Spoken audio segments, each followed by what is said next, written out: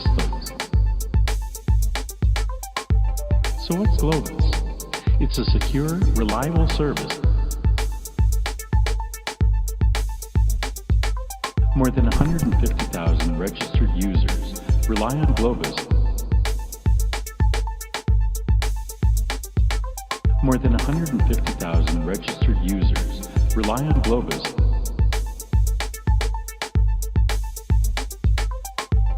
So what's Globus? It's a secure, reliable service.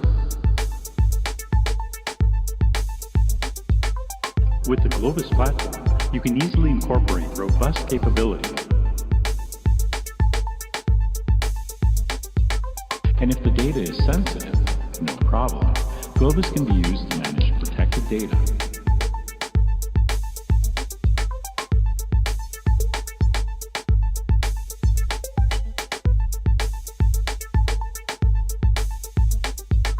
With Globus, you can easily share your data without having to move it or copy it.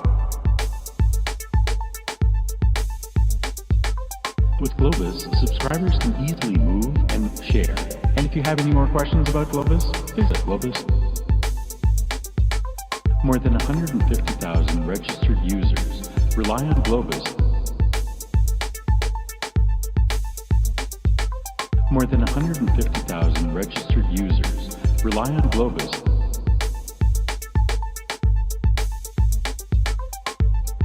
If this sounds familiar, you're not alone. Many thousands face the same challenges every day and solve them with Globus. So what's Globus?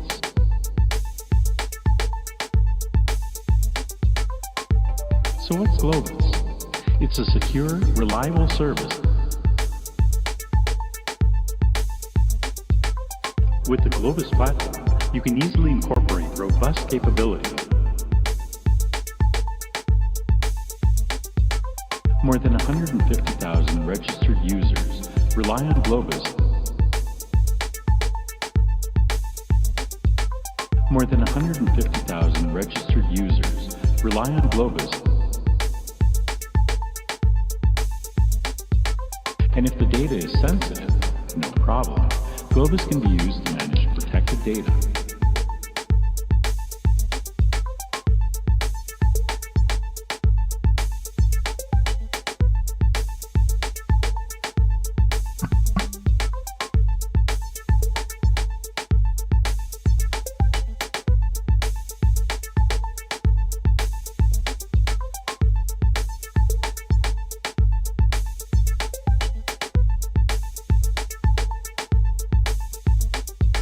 With Globus, you can easily share your data without having to move it or copy it. With Globus, subscribers can easily move and share. And if you have any more questions about Globus, visit Globus.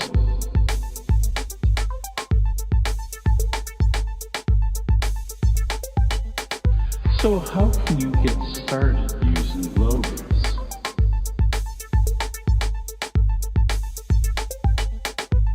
Anyone can use Globus right now for free to transfer files between Globus-enabled systems. So what's Globus? It's a secure...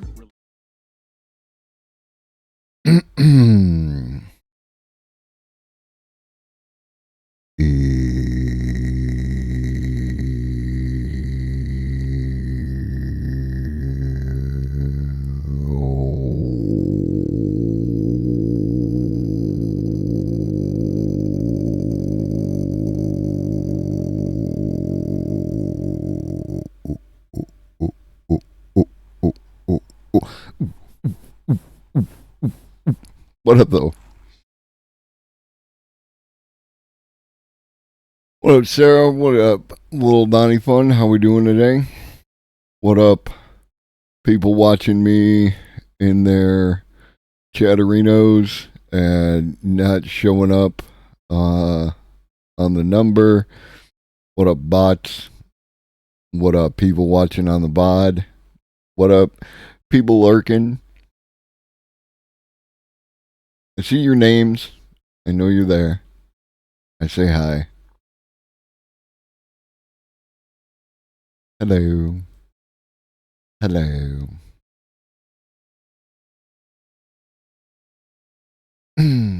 All right.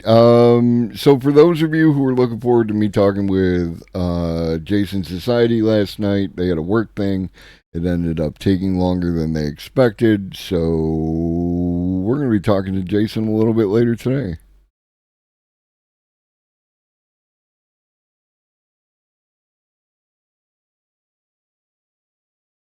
Are you flirting with me? What up, all Miss Frizzle? Who the fuck starts a conversation like that and just sat down?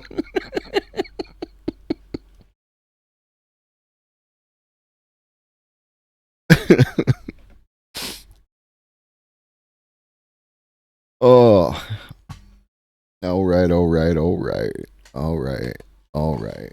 All right, we got a bunch of stuff to get to, so.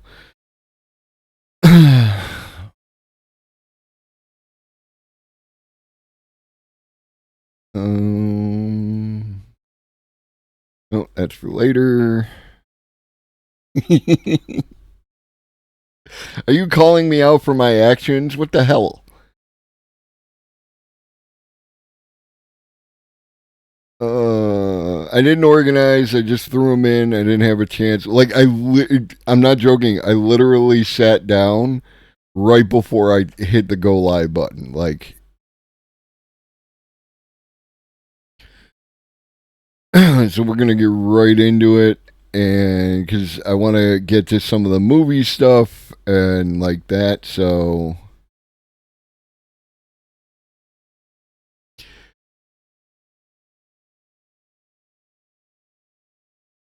video game studios are so scared of AI, interesting framing, they're forcing managers to study machine learning and offering employees $7,000 bounties for AI ideas.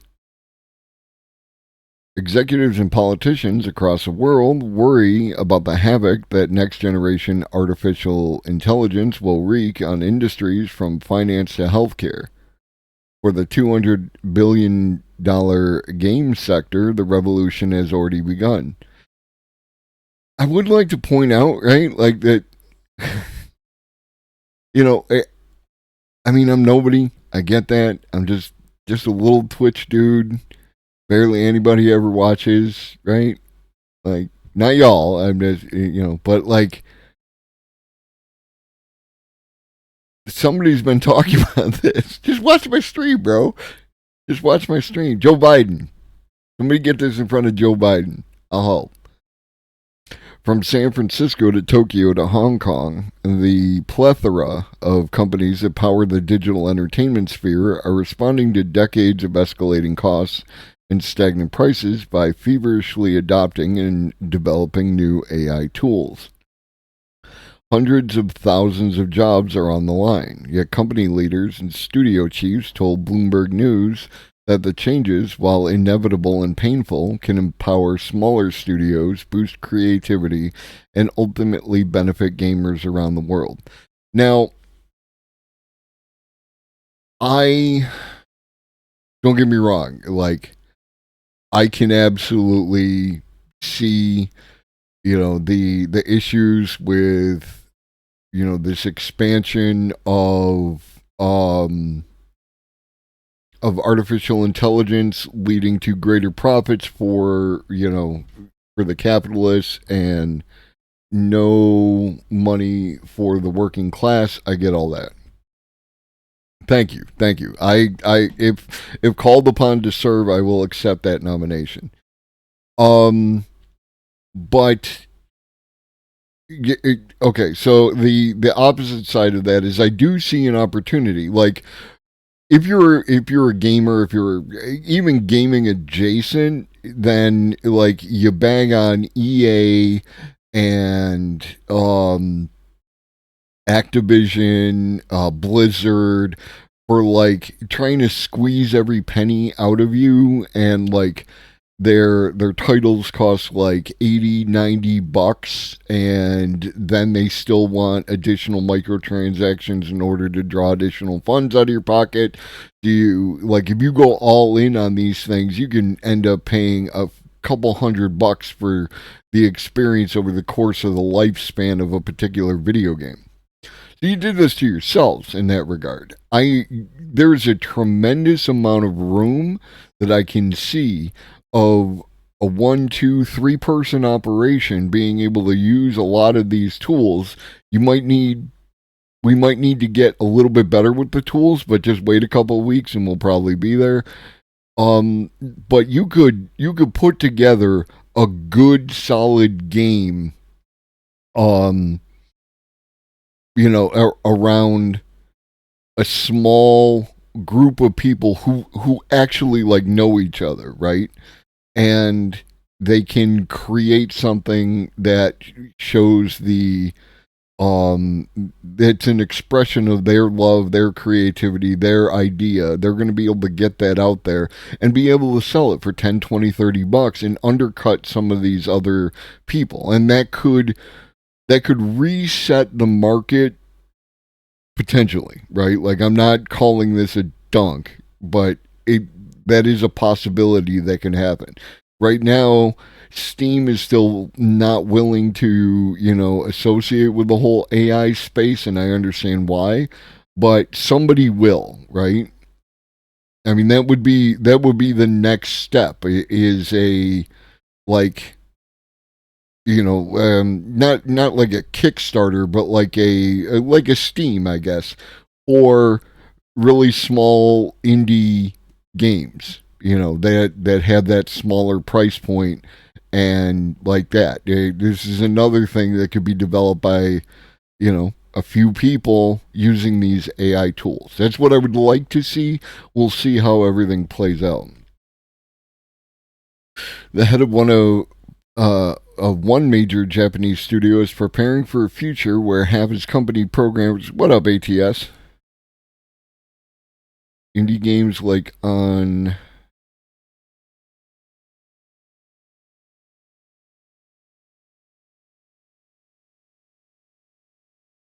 It's not going to pop up any hentai games, is it?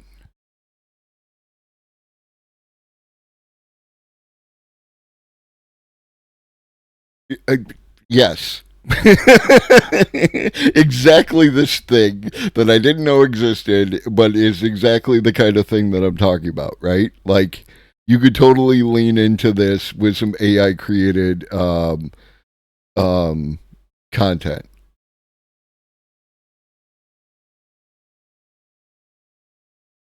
Yeah, it looks like they're doing a bunch of like low res kind of games. It's cool. Um, and yeah, make it happen. Make it so. So yeah, exactly that. ATS. The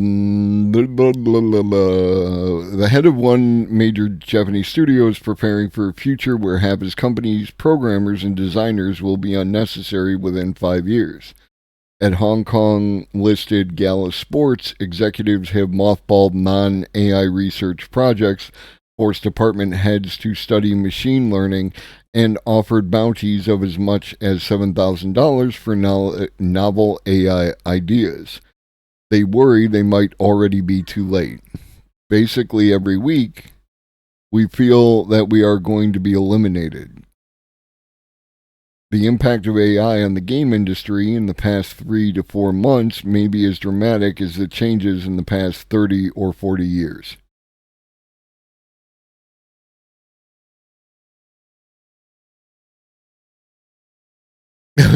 Nothing can reverse, stop, or slow the current AI trend, said Masaki Fukuda, who helped build PlayStation Network while at Sony. Like, that sounds like someone who might know what they're talking about. Now a vice president at Japan's largest AI startup, Preferred Networks, Fukuda sees a tidal wave of change in how digital content is created, and his company has gotten involved with an anime creator named Crypto. Well, they have a game jam culture that AI could absolutely benefit. AI could make more games like Five Nights at Grex, which was the most horribly hilarious shit I ever witnessed. Competitive game crafting with Is that supposed to be deadlines that keep things small?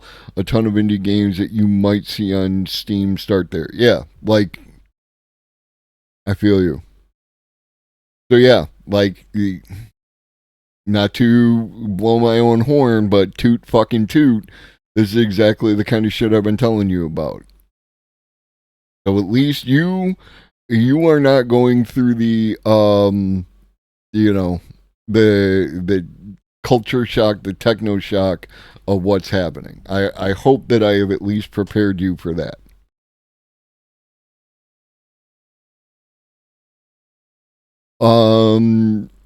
There's been a couple of things talking about AI and religion, and we've got another article this time from Scientific American.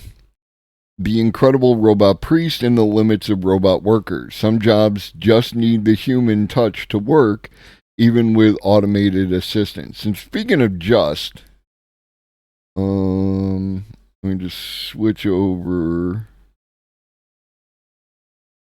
back for 1 second, open up the thing, because this is something I ran into earlier today over on the artist formerly known as Twitter.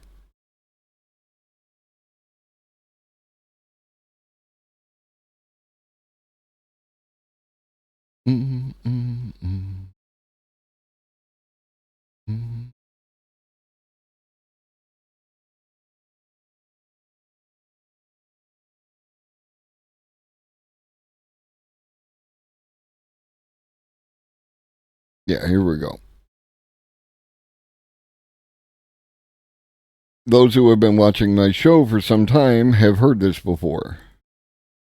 Saying LLMs are just stochastic parrots seems a little like saying everything in the universe, including the human brain, is just matrix multiplication and addition. Sort of true at some level of abstraction, but hides a lot. The problem is in the just, in my opinion. And then my man AI not kill everyone ism memes. Them, it just predicts the next word. Me, you keep using that word just. Right? And there's this other article here, but it's on Less Wrong, and Less Wrong still makes me uncomfortable. Even though it might not need to, I'm still like, it gets a little weird. You know what I mean? In the heart of Kyoto, Japan, sits a more than 400 year old Kodaiji temple, graced with the ornate cherry blossoms, traditional maki-e art. The entire universe is just a fractal, man.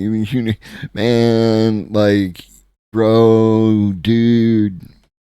Mindar, a robot priest designed to resemble the Buddhist goddess of mercy, is part of the growing robotic workforce that is exacerbating job insecurity across industries. Robots have even infiltrated fields that once seemed immune to automation, such as journalism and psychotherapy. Now, people are debating whether robots and artificial intelligence systems can replace priests and monks. Would it be naive to think these occupations are safe? Is there anything robots cannot do? We think that some jobs will never succumb to robot overlords. Years of studying the psychology of automation have shown us that such machines still lack one quality: credibility. And without it, Mindar and other robot priests will never outperform humans. Engineers rarely think about credibility when they design robots, but it may define which jobs cannot be successfully automated. The implications extend far beyond religion. Credibility is earned and assigned, right? Like, say what you want about the New York Times. They're avoiding their opinion pieces, which often when you see one of those inflammatory posts on Twitter, it's never going to change, Elon. Get used to it. Those inflammatory posts that you see on Twitter, the headline is usually taken from an opinion piece, right? And then they use that to say that the, New York Times is hot garbage. Now you can absolutely make an argument that you shouldn't allow that kind of opinion piece within the space. That's a separate argument. But it's valid. Like you can definitely make that argument. But the reporting in general, at a place like the New York Times, a place like Scientific American, right? Like they have earned that credibility by, like, if they say something in reporting, then you can verify it and it will be accurate. What is credibility and why is it so important? Credibility is a counterpart to capability. Capability describes whether or not, or whether you can do something, while credibility describes whether people trust you to do something. That's a fair definition.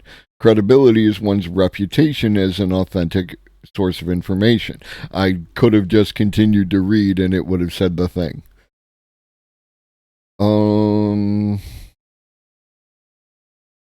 Robots are highly capable, but they may not be credible. Studies show that credibility requires authentic beliefs in sacrifice on behalf of these beliefs. Robots can preach sermons and write political speeches, but they do not authentically understand the beliefs they convey. There are people who have credibility who may not authentically understand the beliefs that they convey. This is one of the issues that we're going to run into around all this kind of stuff. Like, there are, let's take the members of our government who say a lot of things. They convey a lot of beliefs. They may not authentically understand those beliefs that they convey. Nor can robots truly engage in costly behavior such as celibacy because they do not feel the cost. This is weird framing. Like, ultimately, I would say, yeah, okay. It's right there. I didn't look. My bad. I'll own that L. It does say opinion.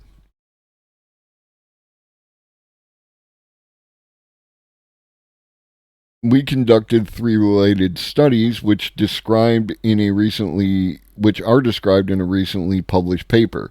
In our first study, we recruited people as they left Code IG.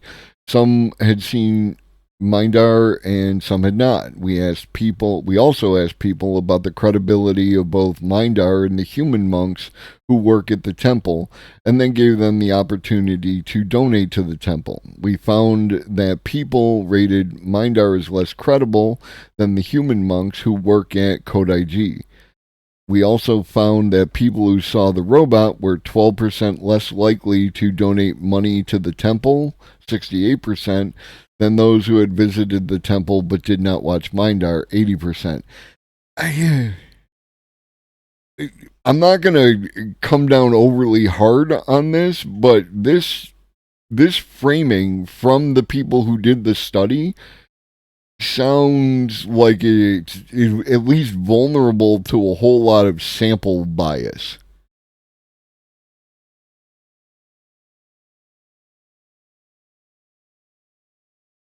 Yeah, I'm moving on. If you want to read the rest of this article, it'll be in the Discord, but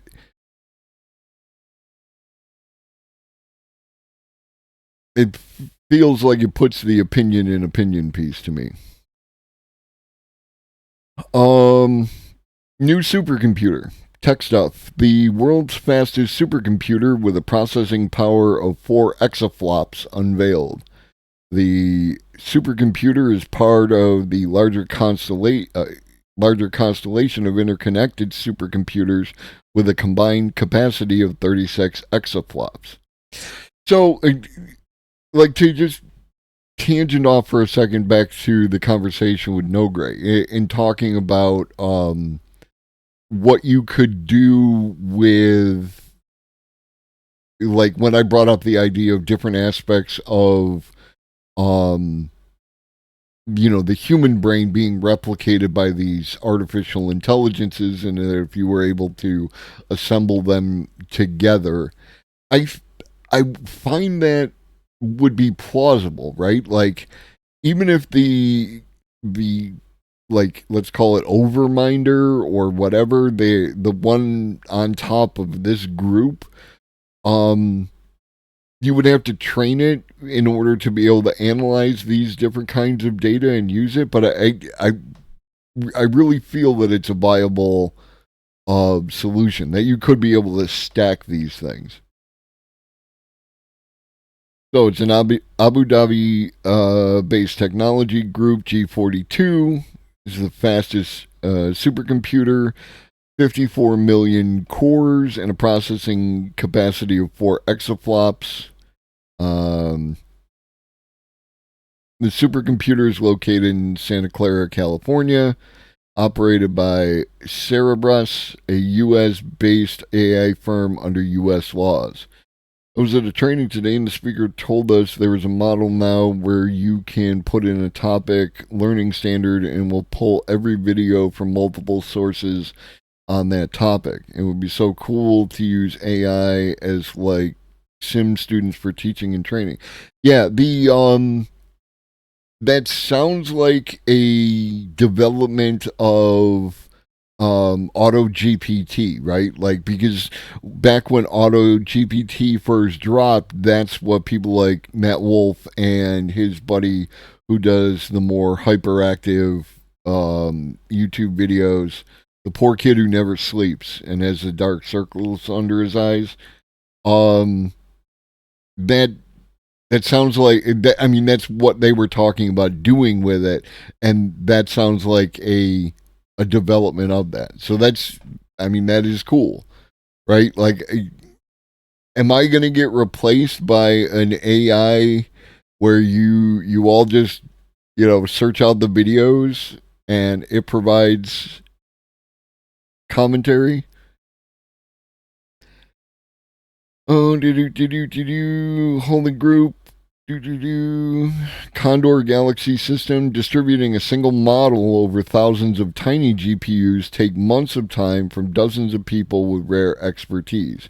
Instead of using a central supercomputer, Feldman and his team at Cerebras are building a set of interconnected AI supercomputers that can substantially reduce AI model training time. And this is the thing, like, AI models have already had a reduction in their training time, and by figuring out new ways in order to implement the process, it's going to continue to reduce that. According to Cerebras' approach, setting up a generative AI models is only a matter of minutes and can be achieved by a single individual. Now, this is a press release, right? So we will tone down our enthusiasm until we see some results. But training generative AI models in minutes is pretty wild.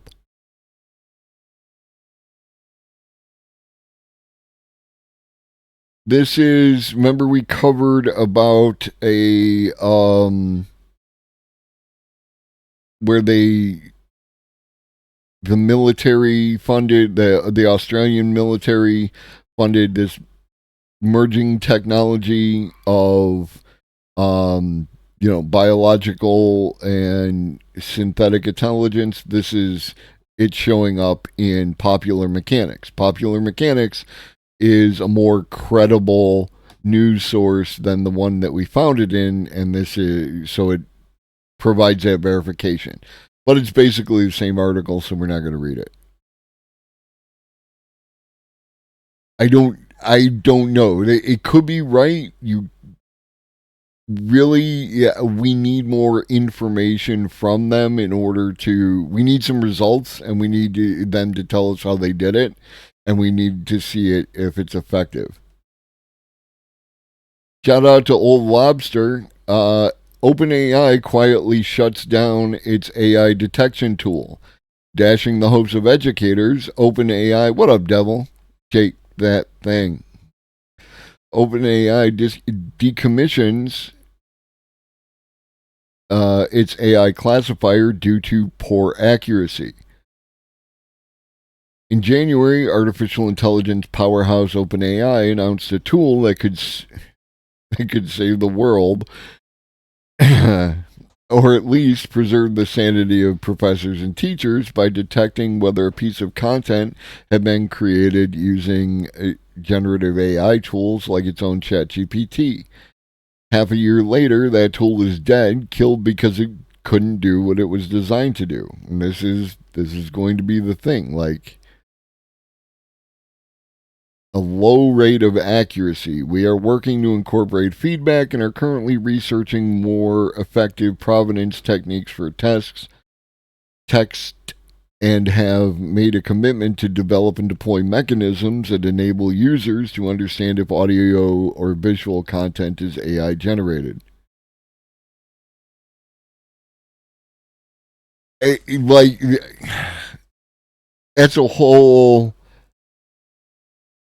thing. I think that because I talked with like Professor Q briefly about having another conversation, and I think that could be part of the founding basis for that conversation. So let me just do this and do this and do this and do this and do this and do this and make a note.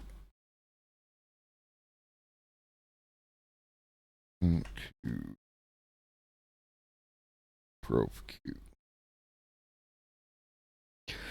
I feel like blaming AI for creating shitty assignments. It's us that made the shitty assignments. Yeah, like, and yeah, fuck homework. My son's school doesn't do homework. Everything is done in class, and I feel that that's a better model, like all the way around. So.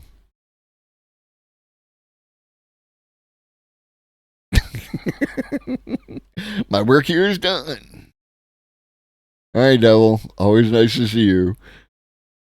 Oh, we were doing this. So yeah.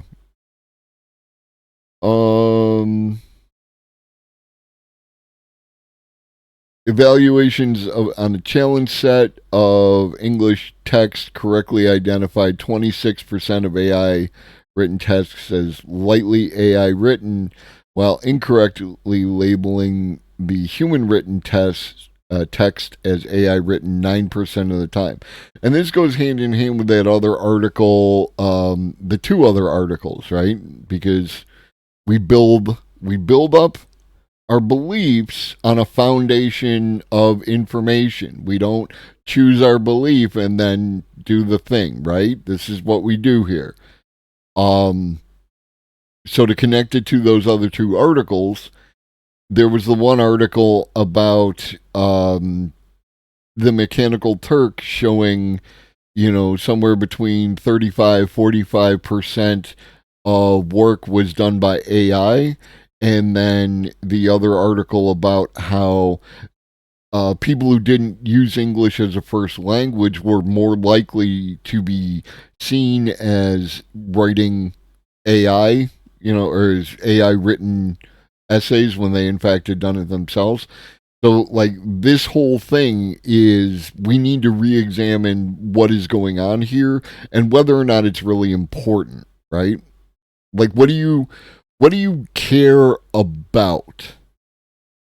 Right? What do you care about, Amazon? Do you care about results? As long as the results are accurate, do you care if it was done by a human using AI or not? Right? Like, what is your issue there?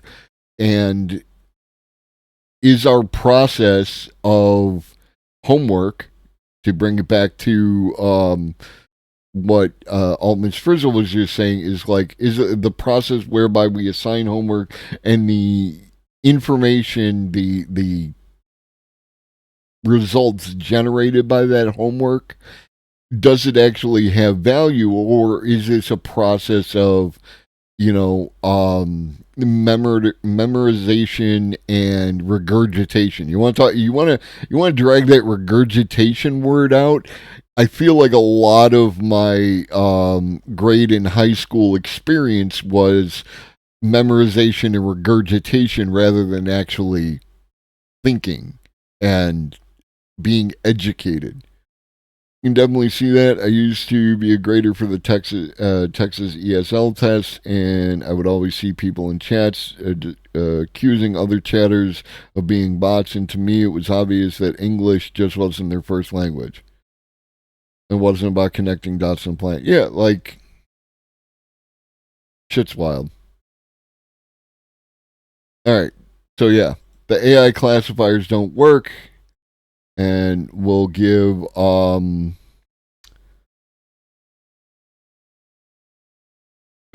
Lobster that one. However,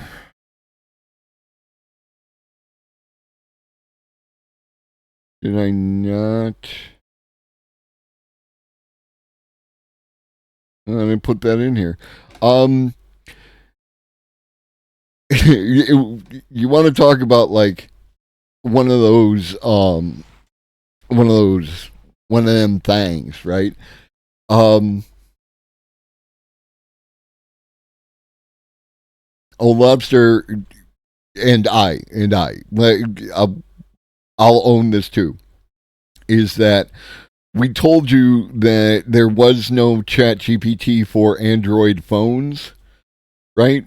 Like that, be careful about what things you download, even from that app store and everything else.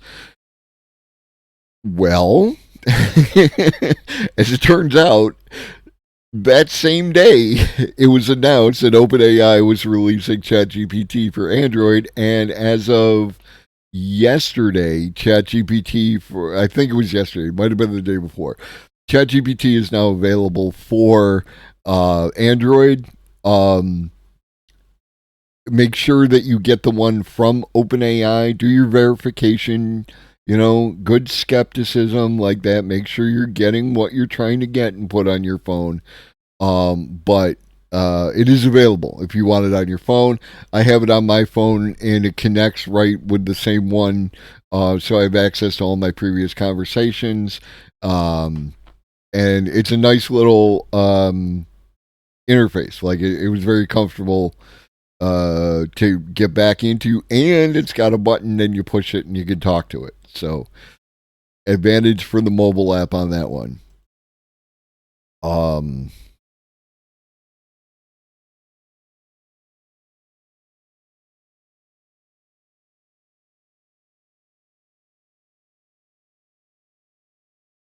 so from Nature, ChatGPT broke the Turing test.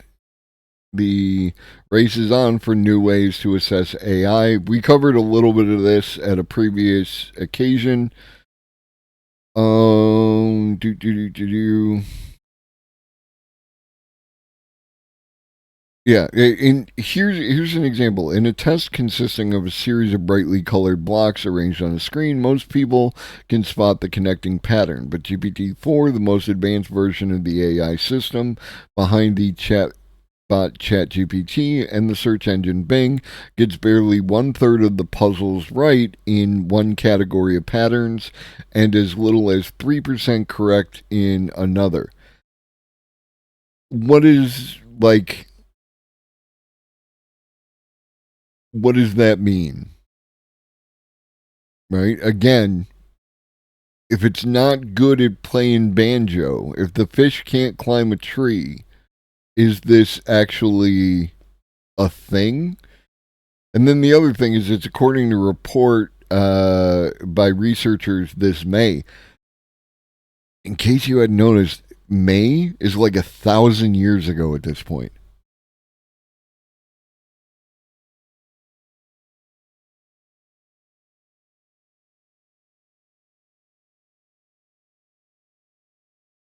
So, artificial intelligence systems have so far been able to achieve human-level performance on the concept ARC test, his logic puzzle, as solvers to show how grid patterns will change after the solver has seen multiple demonstrations of an underlying abstract concept. Here are two sampled tasks based on the same underlying concept. Can you solve them?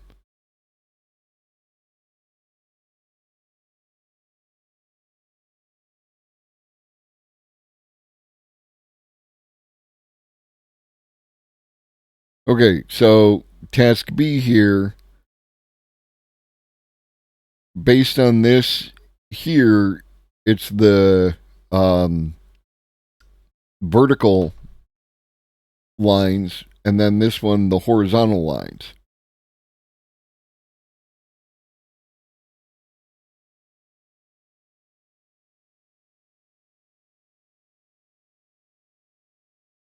And it's the number. Okay, I got it. So there's 4 lines, 2 vertical, 1 horizontal, 1 angled.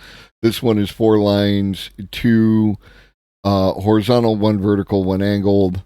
This is 2 angled lines and 1 horizontal, 1 vertical. I'd expect to see over here that the angled lines will be the ones that will show up, and we'll do the slider and we'll see if I'm correct.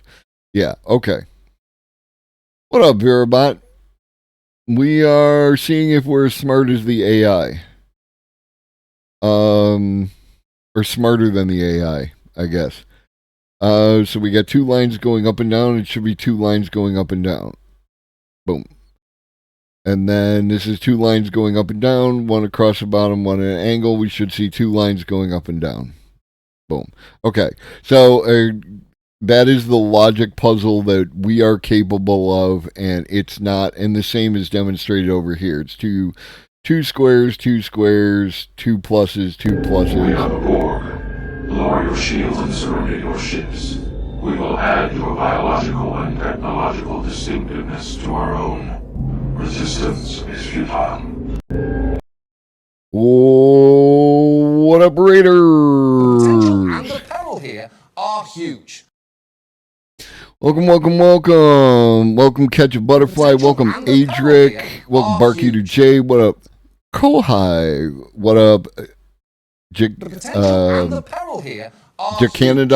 I got that right. What up, Poodlehawk? What up, your boy Heavy T? What up, Igloo? Elder Gang? LAS Trois Black Dragons. Nice, like it. Raiders, refresh. I got the thingy here. Boom. What up, Gomez?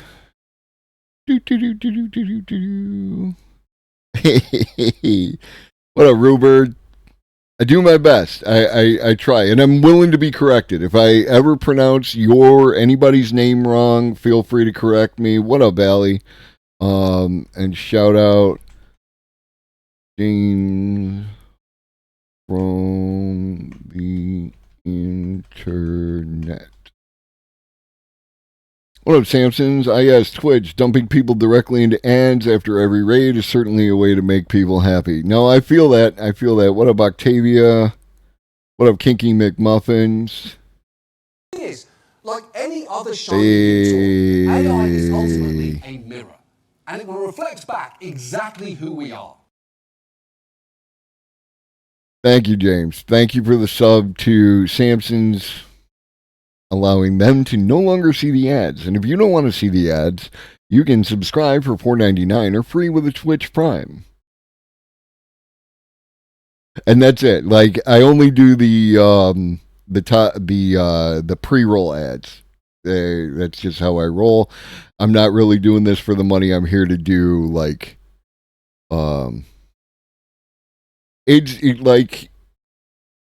it's because we try, Vera. It's because we try.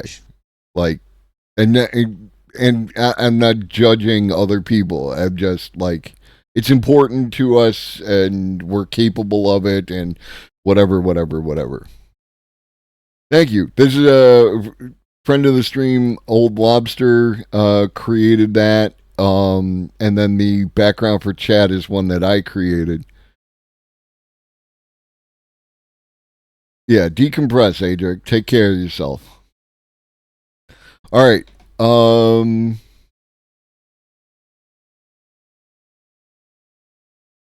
What do we got?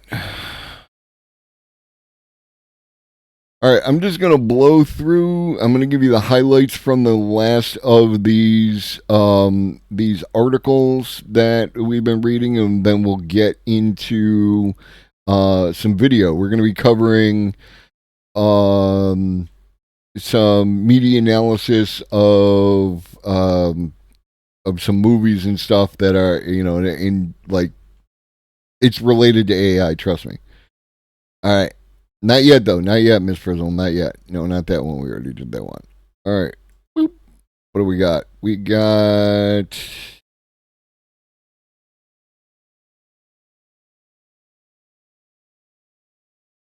So Sandia Labs noticed that they were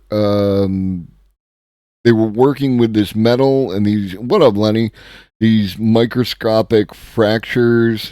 and that the metal healed, right? Scientists for the first time have witnessed pieces of metal crack, then fuse back together without any human intervention, overturning fundamental scientific theories in the process. If the newly discovered phenomenon can be harnessed, it could usher in an engineering revolution, one in which self-healing engines, bridges, and airplanes could reverse damage caused by wear and tear, making them safer and long-lasting. This is amazing. Now, I want to point out that it was like microscopic in a vacuum. We're 1,000 miles away from where this is something that you can slap onto a bridge and make it work. But this is interesting. This is big stuff. This is super big stuff. Next. Oh, here it is. Yeah, ChatGPT now has an app available for Android. If you wanted to make use of it, it is available. It is free. You can, Ponder Monkey, we'll just ignore that. You know what I mean? We are going to hope for a better future that does not exist, oppressed by capitalism. So if you are in the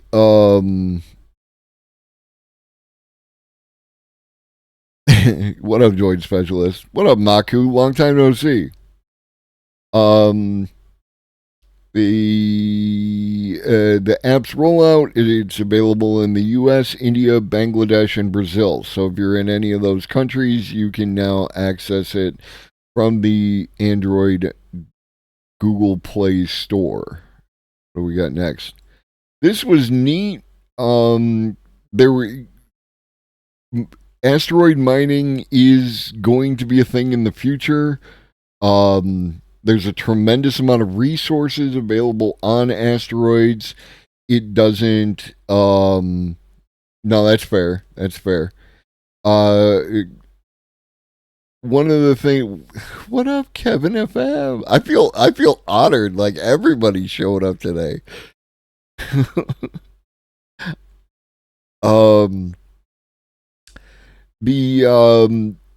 The thing about being able to mine the resources that are available on asteroids is that, like, it gets around a lot of the issues with mining shit on the Earth, which is often that people live there and you create pollution. You can do that shit in space and it doesn't affect anyone. Now, how long until it becomes a practical solution, I do not know. I know that there's the Elon Musk thing, and that'll be like whatever. But this is it's not just Elon Musk. There are resources out there, and it's a tremendous value to us in order to develop a lot of these things that we need to develop. To get it from up there as opposed to on the Earth. Yeah. What up, Milton? But this is part of why they did it. Is like you have to see what happens, right? What up, Tasteless? This is not how it ends. Like they're tiny little rocks that would burn up on reentry. We see a cloud of boulders carrying mass and energy away from the impact target. The number, size, and shapes of the boulders are consistent with them having been knocked off the surface of Dimorphos by the impact. This tells us for the first time what happens when you hit an asteroid and see material coming out up to the largest sizes. The boulders are some of the faintest things ever imaged inside our solar system. And they were able to, I don't even know that I'm Twitch politics anymore, but you're always welcome here. Because they were tracking it, they were able to image these tiny things that would normally not be something that you would image in space like this, because they're so small. That's just how it is, you know what I mean? The test was a tremendous success. Although Dimorphos and Didymos are still gravitational bound as a binary asteroid, their previous 7.9-hour orbital period decreased by 33 minutes. That's a much more pronounced result than expected. So yeah, we're going to need these resources, and I would much rather get them from space than get them from where other people are living. It would be hilarious if a piece came straight at Earth and do it. Well, yes, like hoist by our own petard and all that, As actors strike for AI protections, Netflix lists $900,000 AI job.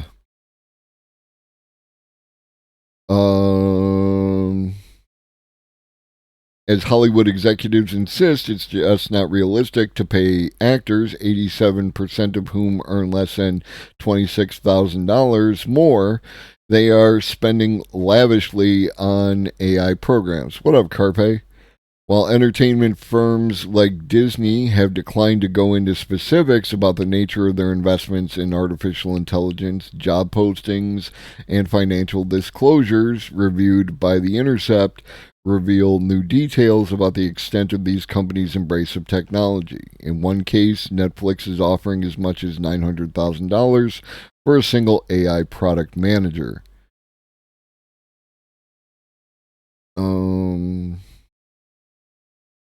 So $900,000 per year, $900,000 per year per soldier in their godless AI army, when that amount of earnings could qualify 35 actors and their families for SAG-AFTRA health insurance, is just ghoulish.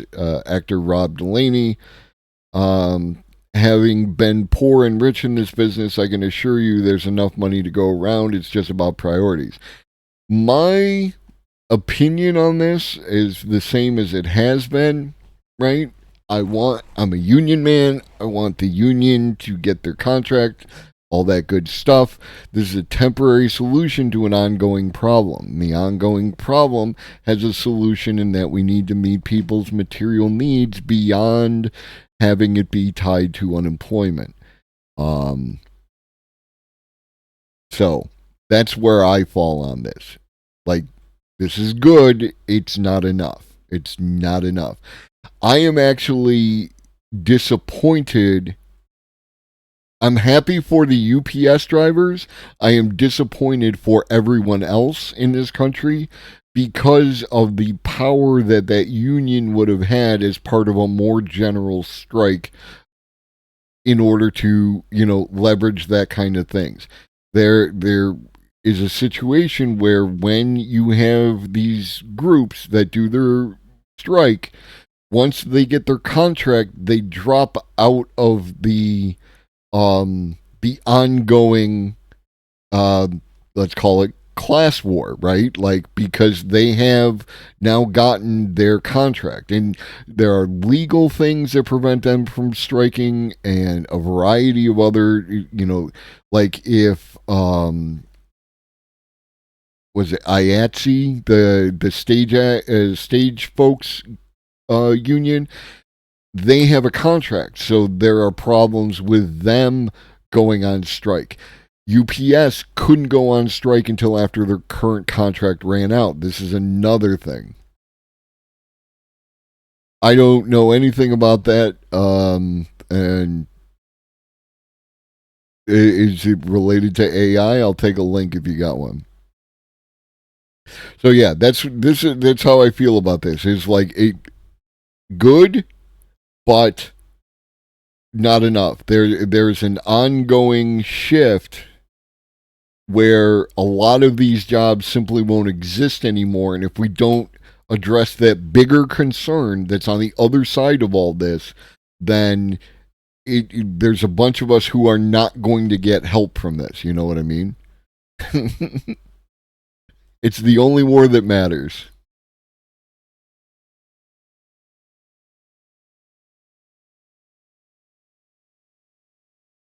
Google creates red team to test attacks against AI systems. This is another thing, is like how AI systems are going to respond. What up, Nabil? Google has created a red team to focus on artificial intelligence system and has published a report providing an overview of common types of attacks and the lessons learned.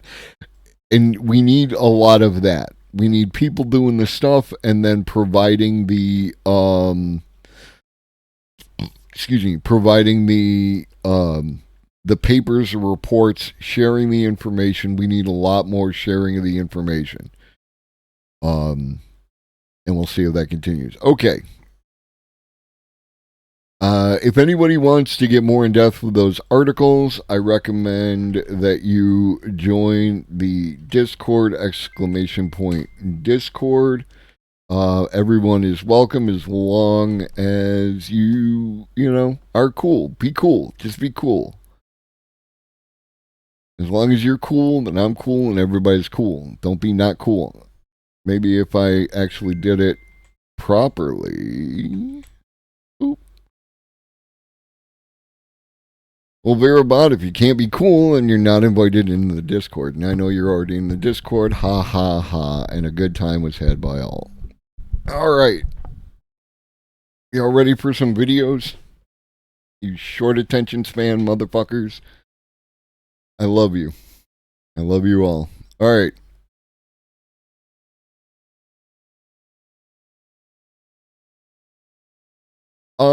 No. We looked at a Zeet, but we didn't look at any, or sheet. Like somebody said we should pronounce it like Xi Jinping, like the head guy in China.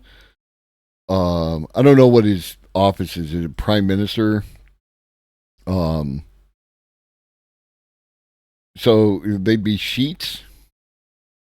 We're gonna sheet all over this website.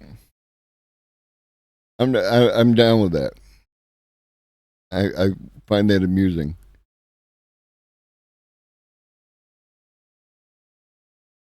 And I gave you your propers there, old lobster. We were talking about how OpenAI determined that the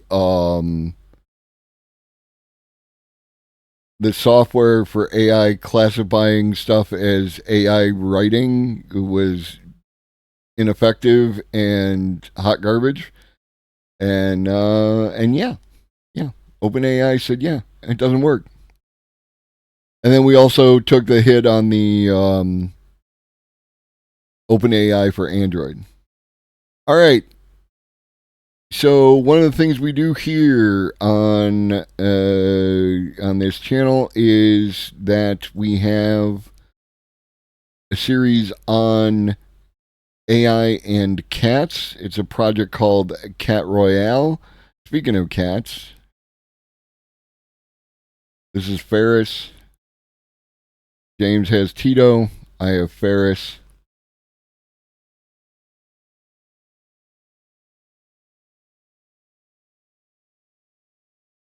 All right.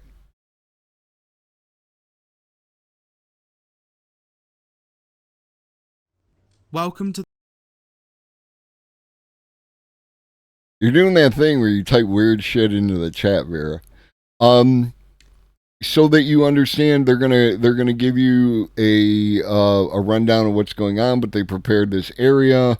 There's these 3 cats who are in it. This robot arm is run by the same type of algorithm that runs like Facebook and Twitter to keep you engagement robot, exactly. And here we go to the highlights of day 9 of Cat Royale.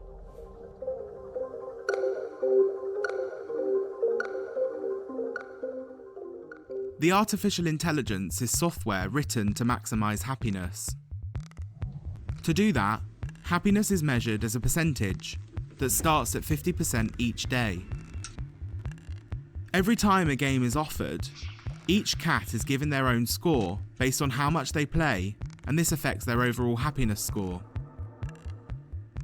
Like all artificial intelligence, the system only measures what it can. Because it can't measure happiness directly, it uses the amount of play as a proxy instead. As part of the research in Cat Royale, we are also using 2 other ways to measure happiness. Every 15 minutes, our cat welfare officer completes a cat stress score. The cat's feces is also collected and frozen so that the cortisol levels can be measured later. Cortisol is related to arousal, which can indicate excitement or stress. Our collaborators from 4 universities will spend the months ahead comparing these different data sets. If you're interested to know more about how Cat Royale works and why the artist made it, check out the FAQs at blasttheory.co.uk/Cat Royale.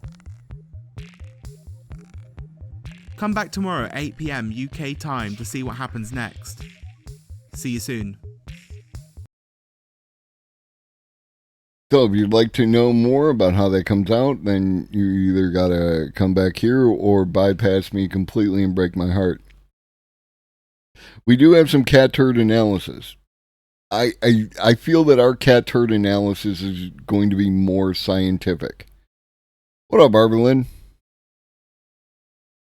All right, so let's get right into some movie analysis. This is Total Recall and Prosthetic Memory.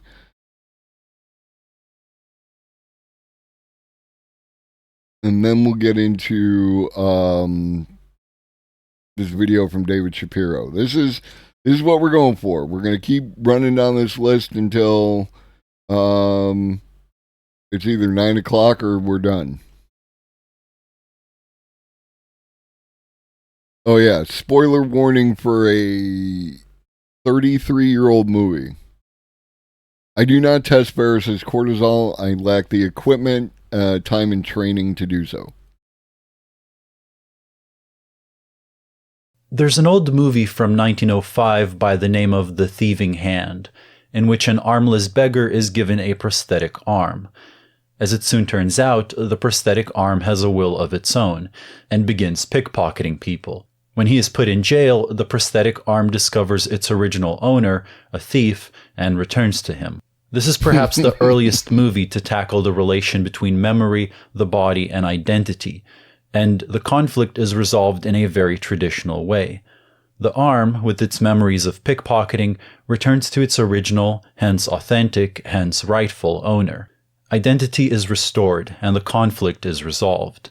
The idea presented by this movie seems to be that there is a natural essential affinity between one's body, one's memories, and one's identity.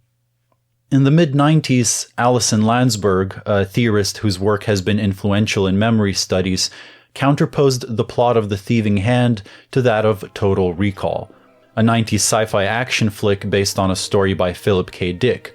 And this is one of the things that comes up in relation to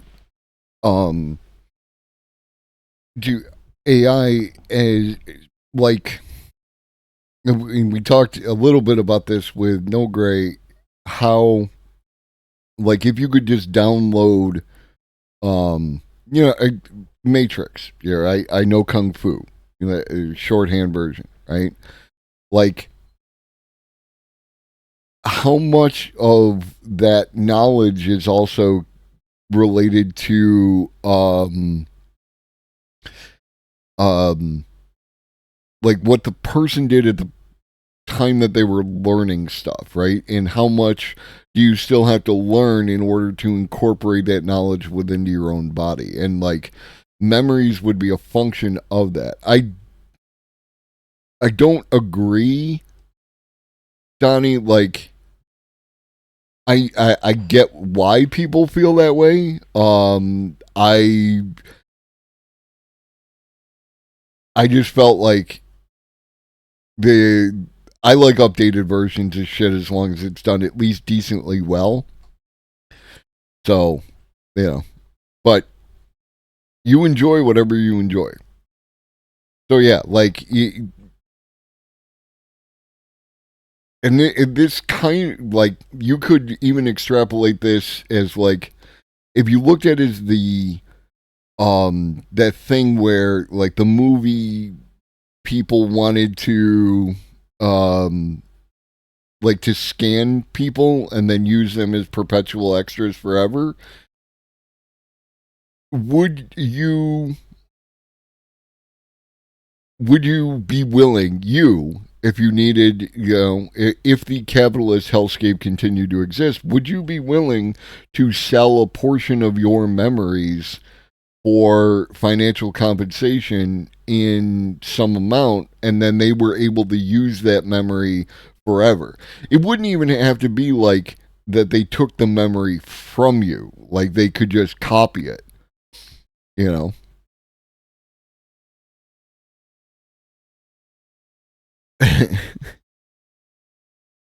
It's an interesting idea. You're like,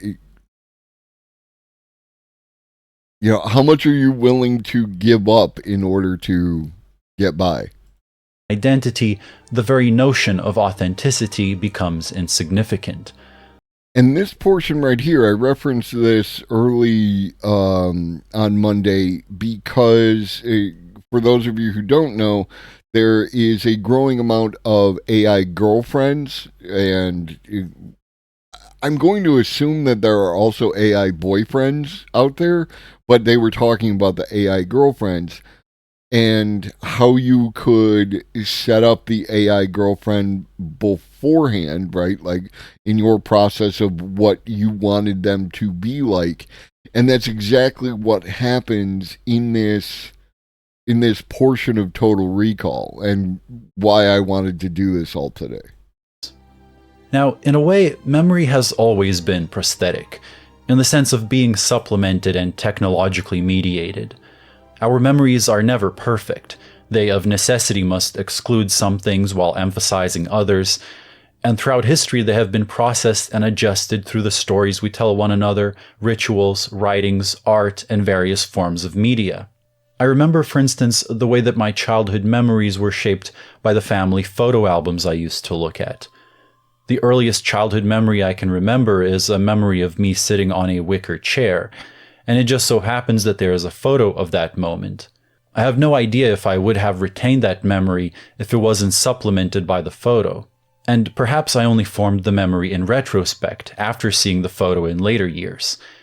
In that case, this memory I have would actually be derived from the technology of photography rather than lived experience. Landsberg therefore. And this is, for those of you who are new here, haven't been necessarily, or are not aware, I don't separate the human experience from the technology that we have.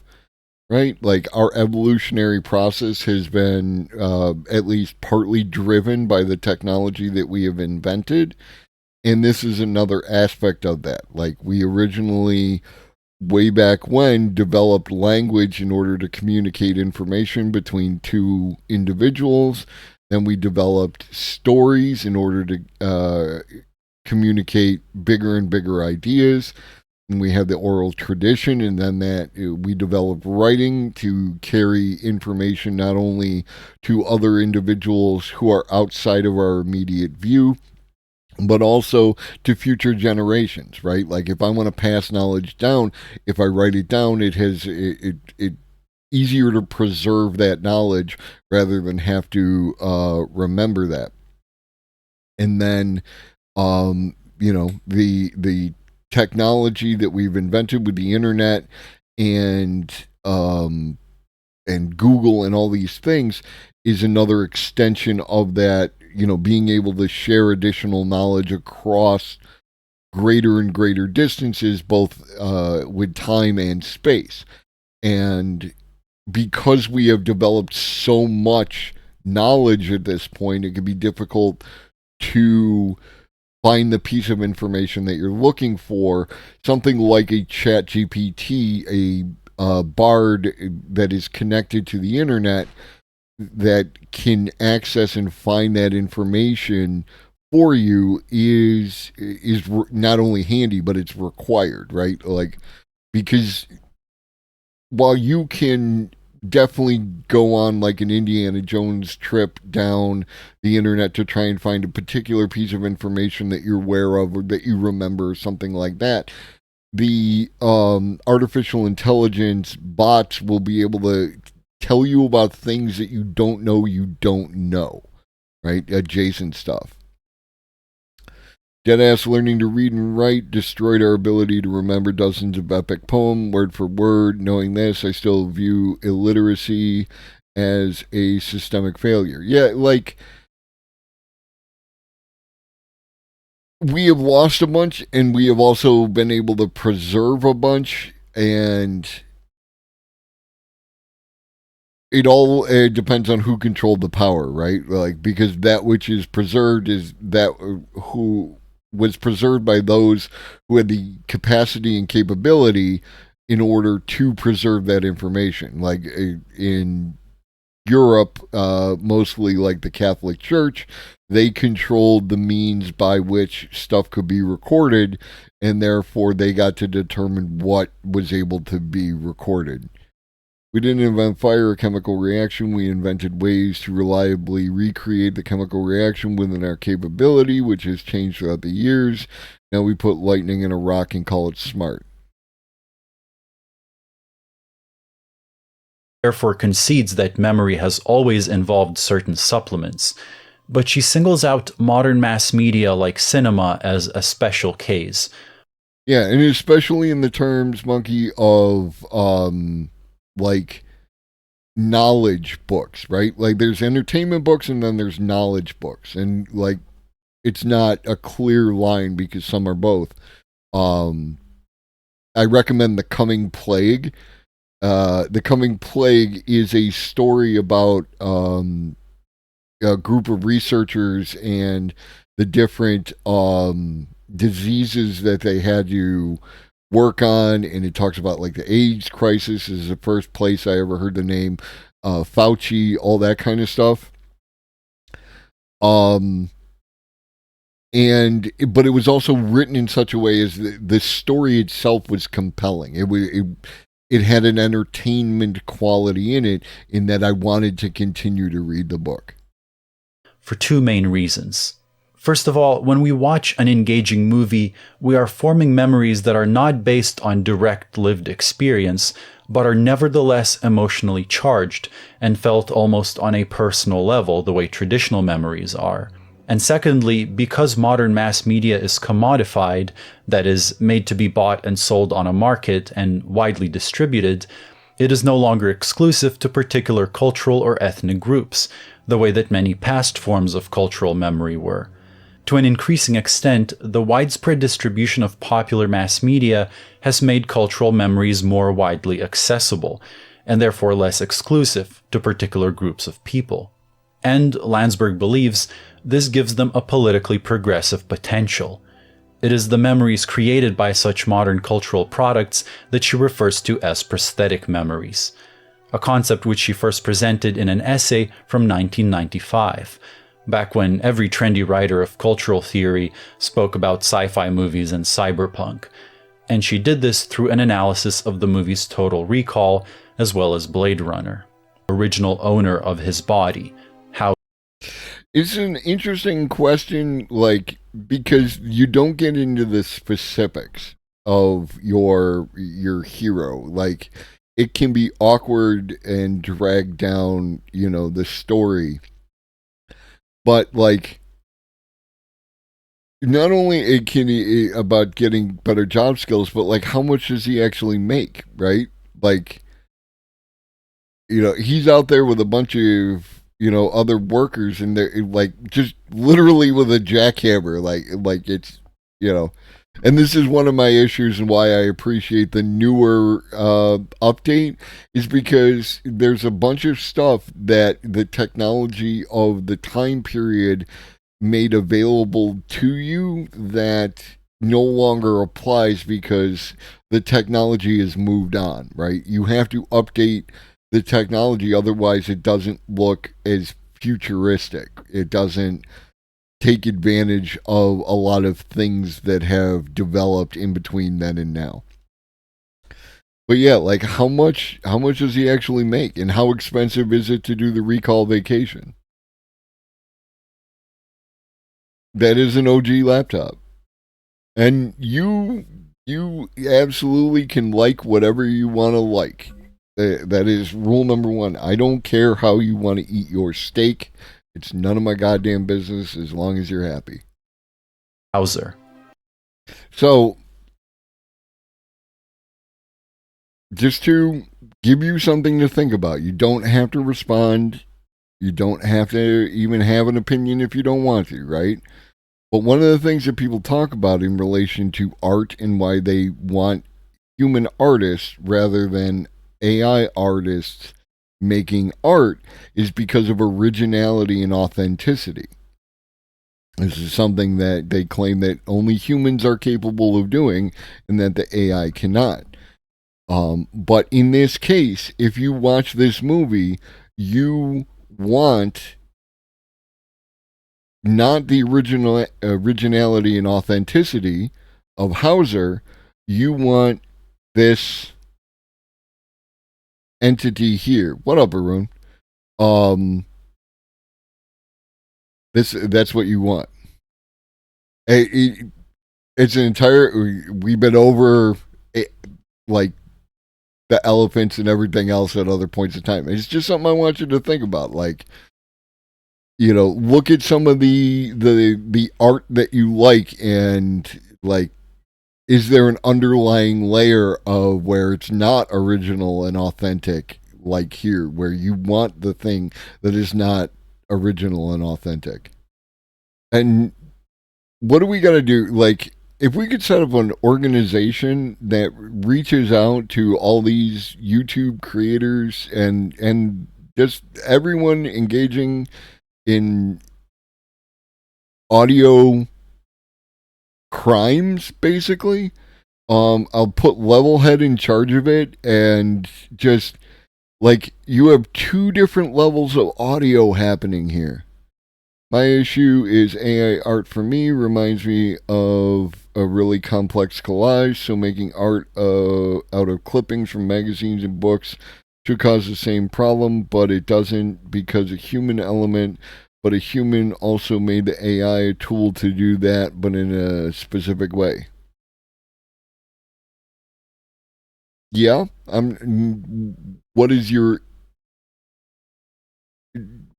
issue?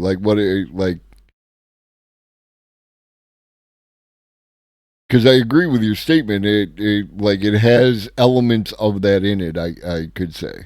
Our hope, then, is that mass media technologies can provide us with prosthetic memories that, although artificial, allow us to understand experiences that are by nature not our own, and therefore make us more empathetic towards people who are different from us. If technology allows cultural memories to circulate, they can then be shared, and cease being exclusionary. She argues that, ultimately, such technologies could contribute to a politics based on empathy, rather than sympathy, as she argues that while sympathy is based on embracing what is similar between you and another person, empathy is about embracing differences. And so she writes, I would like to suggest that what we have embarked upon in the postmodern is a new relationship to experience, which relies less on categories like the authentic and sympathy than on categories like responsibility and empathy. Politically, Total Recall is generally left-leaning. He's going to touch on this, but this is this is an obvious thing that has existed in a lot of our media. It existed for quite some time. It's a very big thing in like 90s, 2000s action movies. But it's an issue that needs to be undone.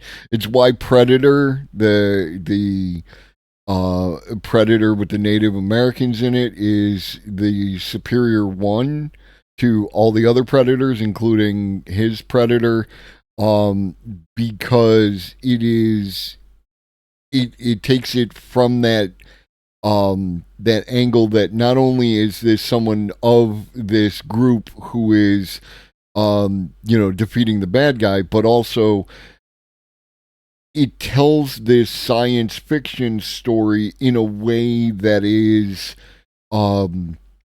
recognizable as a Native American legend kind of story.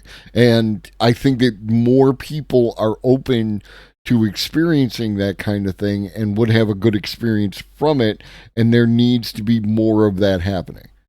It was. There's a Prey. Sorry, Prey. Prey is the best Predator movie. 100%. If we gift them with the past, we create a cushion or pillow for their emotions, and consequently we can control them better. Memories.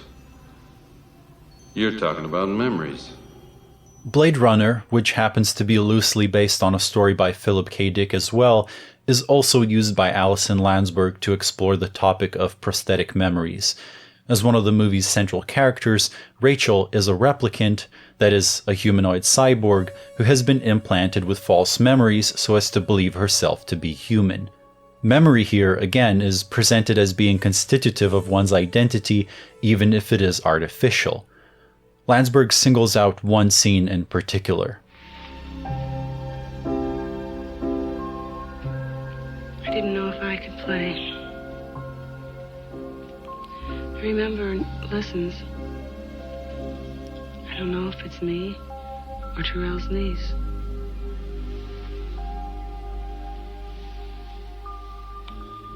You play beautifully. In other words, whether Rachel's memories are artificial or not, they in effect allow her to play beautifully. But like Total Recall, although it is read in an optimistic light by Alison Landsberg, Blade Runner contains a very distinct dystopian aspect. Blade Runner isn't the... I'm not aware of it being referred to as a trans movie. The Matrix is referred to as trans allegory.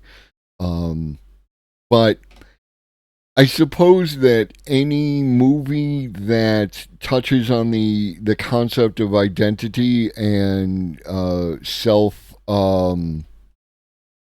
self-created identity and trying to be something other than, what the society, like the entire thing with the replicants, like they have a limited lifespan, and that's something this is created by society for society's comfort. And then to break out of that, to choose your own path, to want to be something other than what society might have created for you, is an act of rebellion, an act of liberation, and could also be related to as a trans allegory. So, I don't think there's a firm line dividing that. And has often been read as such.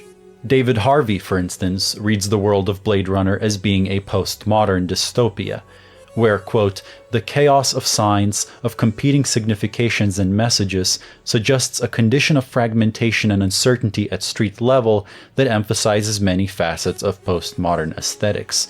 And he reads the replicants' lack of genuine memory as being exemplary of our own lack of historical awareness living in a postmodern world. Rachel tries to prove the reality of her memories by showing a photograph of herself with her mother, something which of course can easily be edited and manufactured. And so David Harvey comments that, quote, history for everyone has become reduced to the evidence of the photograph. And although her memories do allow Rachel to play beautifully, they were implanted in her by the Tyrell Corporation, who ultimately created her as a product, a commodity. Commerce is our goal here at Tyrell. More human than human is our motto. The corporation's building is a gigantic pyramid that, both figuratively and literally, towers over the city, and is itself postmodern in its architecture. Once again, we see here the double aspect of commodification.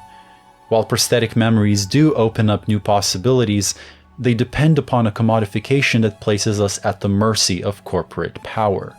Landsberg's essay is an example of an anti-romanticism that became trendy in the late 20th century, a trend that I discuss in my video on cyberpunk.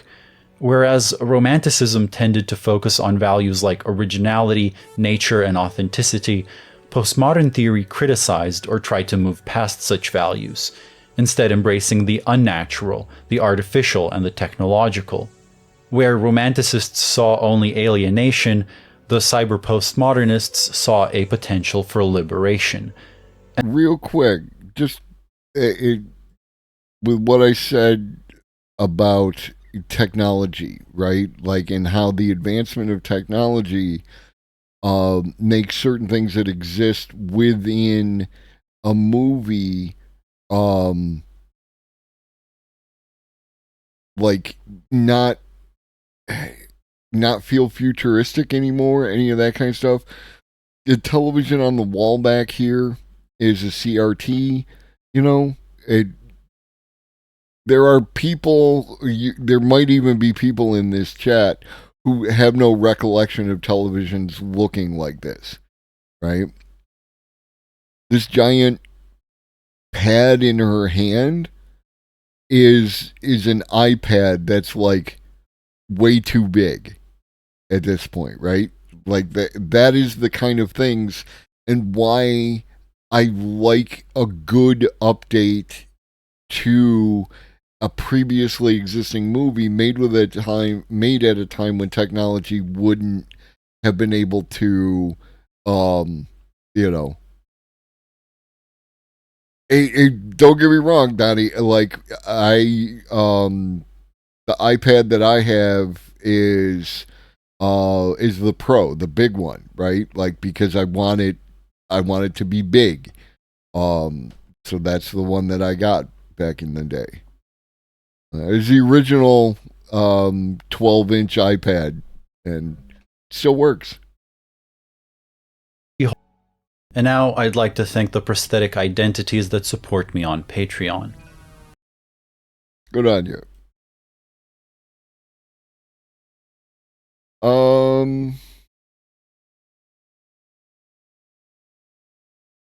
right, so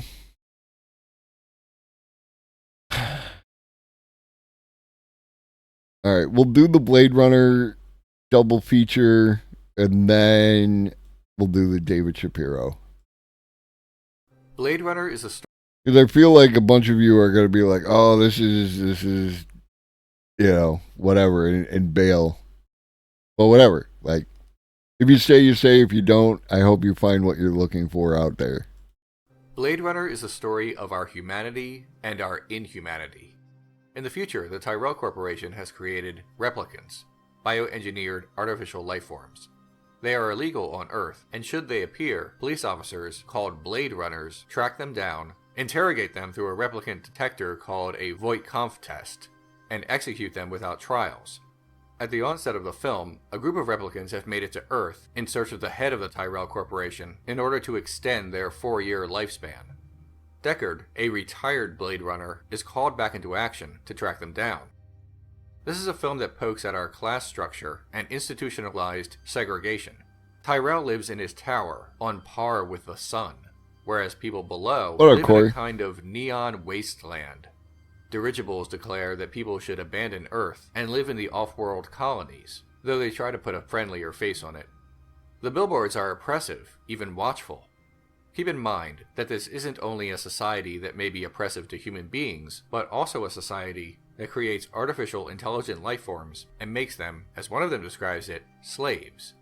The eye is the film's most frequent motif. We see close-ups of the eye at the start of the film, during Rachel's Voight-Kampff test, as Roy and Leon investigate someone who genetically designs eyes for replicants. Roy murders Tyrell by pushing in his eyes, and so on and so forth.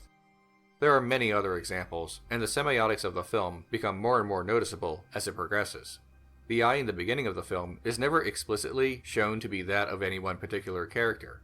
We don't see the eye and then it slowly zooms out and find that it's Deckard, or Leon, or Roy, or any other character.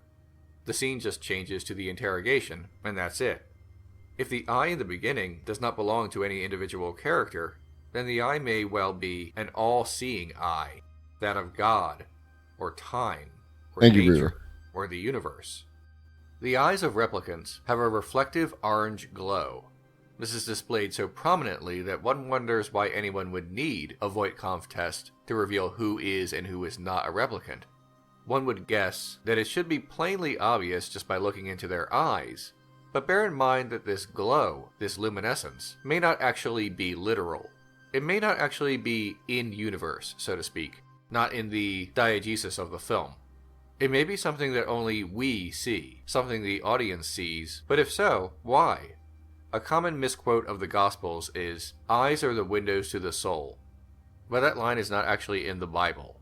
It's more of a reference to a more elaborate quote from the Gospels of Matthew and Luke. The line is a little closer to, "Your eye is the lamp of your body." When your eyes are healthy, your whole body also is full of light. But when they are unhealthy, your body also is full of darkness. That being said, one can certainly interpret that quote to mean that the eyes and the soul have a connection, thus forming that more famous quote as just another one of the thousands of translations of Scripture. In short, in this inhuman glow of the replicants, we are actually witnessing a revelation. Replicants have souls. That is the enduring question of the film, and the reason why we so frequently see eyes as a motif. Now, when I say soul, in spite of all the biblical imagery I'm referencing here, you need not take that literally. When speaking of the soul, we don't always explicitly mean a supernatural energy force that is tangibly connected to our physical body, an immortal and very real spirit that will one day receive an eternal reward in heaven. No, when speaking of the soul, we sometimes simply mean identity, personhood, a meaningfulness to our lives, and a meaning that we can select for ourselves. Soul doesn't always mean soul, in the same way that heart does not always refer to the physical organ, but actually a figurative stand-in for the totality of our emotions. I'm not saying humanoid replicants, or owl replicants, or even human beings have a supernatural spirit. Only realness. Does a replicant have a soul? By that I mean, is a replicant a person? Replicants are not made of metal like most science fiction automatons. Not that that would instantly discount them as being people either, but my point is that a replicant is actually created by genetic designers. This is brought up several times in the film. Their body parts are artificial in the sense that they aren't born through sexual reproduction, but they are body parts, so to speak. Something created naturally does not give it greater worth than something created artificially. Processed food has artificial elements, but we never say that it is not food. A sheep that is some people do. Cloned is never said to be not a sheep. Children born through in vitro fertilization are never called not human. The very idea would be offensive. What determines sapience is the ability for an animal to act with judgment. We consider human beings sapient for that reason. Replicants clearly can act with as much judgment and wisdom as humans. This is outright said in the film. And this is part of like why I wanted to bring this up. And what is obviously there's some surface obvious elements that are related to artificial intelligence. right? Science fiction movie and replicants and all these kind of things. But there's another layer that you need to think about, right? Is in like with the previous one about memory, right? If you were to take yourself and extract from this mortal husk all your memories, all this kind of stuff, and put it into something that was synthetic, but it contained every element that was of you, then which you is you? Is it this one because it was born, and this one that did the work, this one that gained the memories? Or is that new you also you? And more broadly, what he's talking about here with the idea of judgment and wisdom, how does that apply to even the rudimentary artificial intelligences that we currently have today? Right? Like, what does judgment mean? What does wisdom mean? What does knowledge mean? And how are those reflected in these entities? But that somehow there's something special in between them and whatever they create and you and whatever you create. It's like that show, and it's like the work one was like, I'll cut a bitch, and the outside one, Severance. I highly recommend you watch Severance. If anybody hasn't watched Severance and you have access to Apple Plus or Apple TV or whatever the fuck they're calling it, Severance is really good. But yeah, I mean, you get that. I feel like you get that, like, in the first, beginning of the first episode. Yeah, the Prestige does ask the same question. Like, which one of those entities is the real one? And how would you know? And what does it matter? Their sapience is rather obvious. A replicant says, I think, therefore I am. An English translation of the 17th century works of French philosopher René Descartes. In Latin, cogito ergo sum. It sounds quite plain, and it is, but in these three Latin words, our existence, if nothing else, is proven. We can doubt everything else in the universe, but we can't doubt that some universe exists if we can hear ourselves think. And we can't doubt our capacity for wisdom and for judgment if we can think. Replicants think. One could argue that their wiring only mimics thinking, but the same can be said of ourselves. At the very least, we can assert that replicants think as well as we do.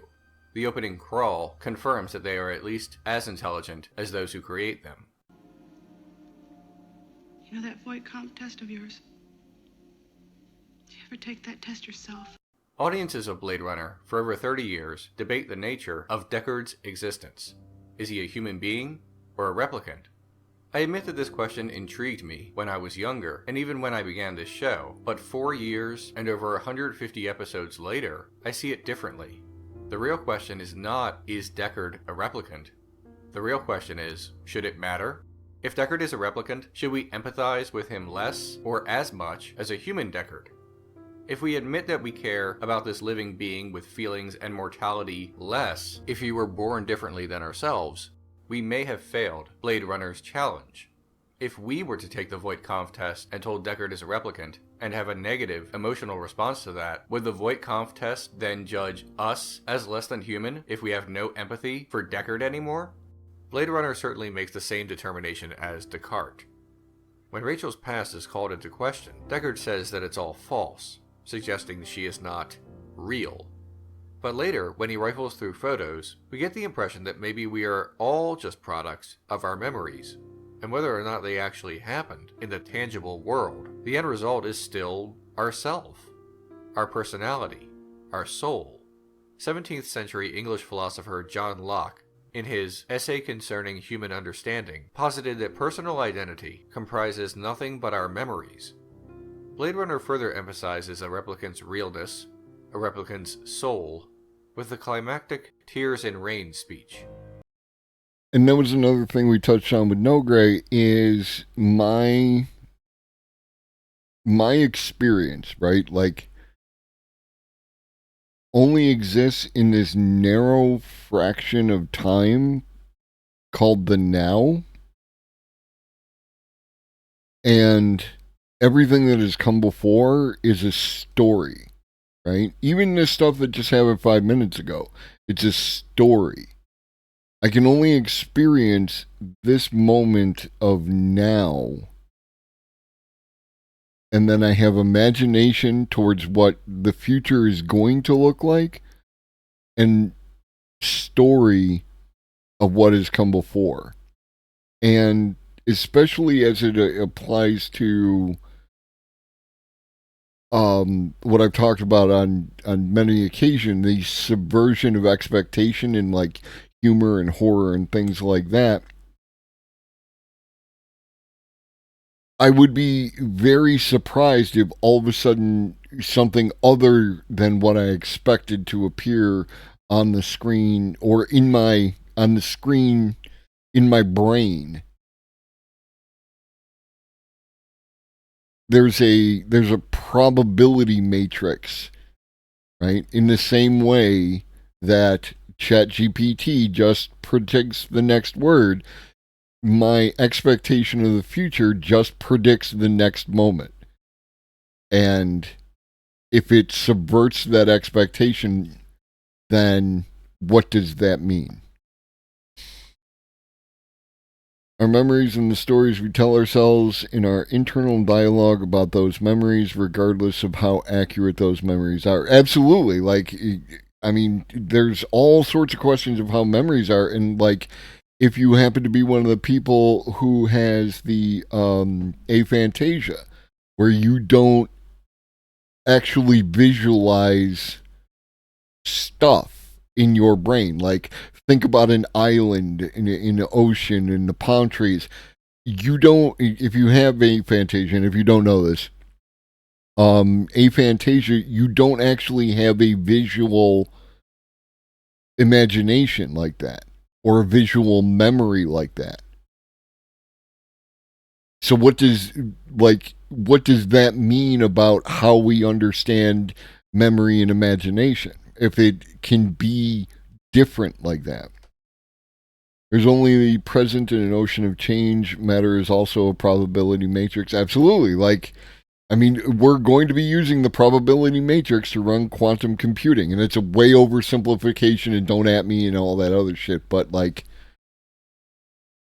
things are not necessarily always as they seem, which is why I don't get into weird conspiracy shit. The universe is weird enough as it is. I don't need fucking, like, any of that crap. There are definitely different tiers of memories. I got some at 1.5 years old and sharp, but others may or may not have happened the way I remember it. Yeah, like, that's absolutely, the case. 2023, you do you. Like, I'm not judging. It's what works for me, and what works for y'all. And if you, however you want to cook your steak is how you want to cook your steak. And there's no right way to do it. I used to enjoy conspiracies as like from an observational standpoint. No, I get that. But then, like, I got annoyed with the moving of the goalposts when actually trying to understand somebody's conspiracy theory. But if you want, like, in my opinion, what's the ultimate in conspiracy kind of, but having a fun with it, then it's The Church of the Subgenius and J.R. Bob Dobbs. This was something from like the 70s, I want to say. It is just an amazing thing, and and like that. What I couldn't tell was my point and needed external stuff to be confirmed. That's absolutely a thing. Like, hey, Barky DJ knows.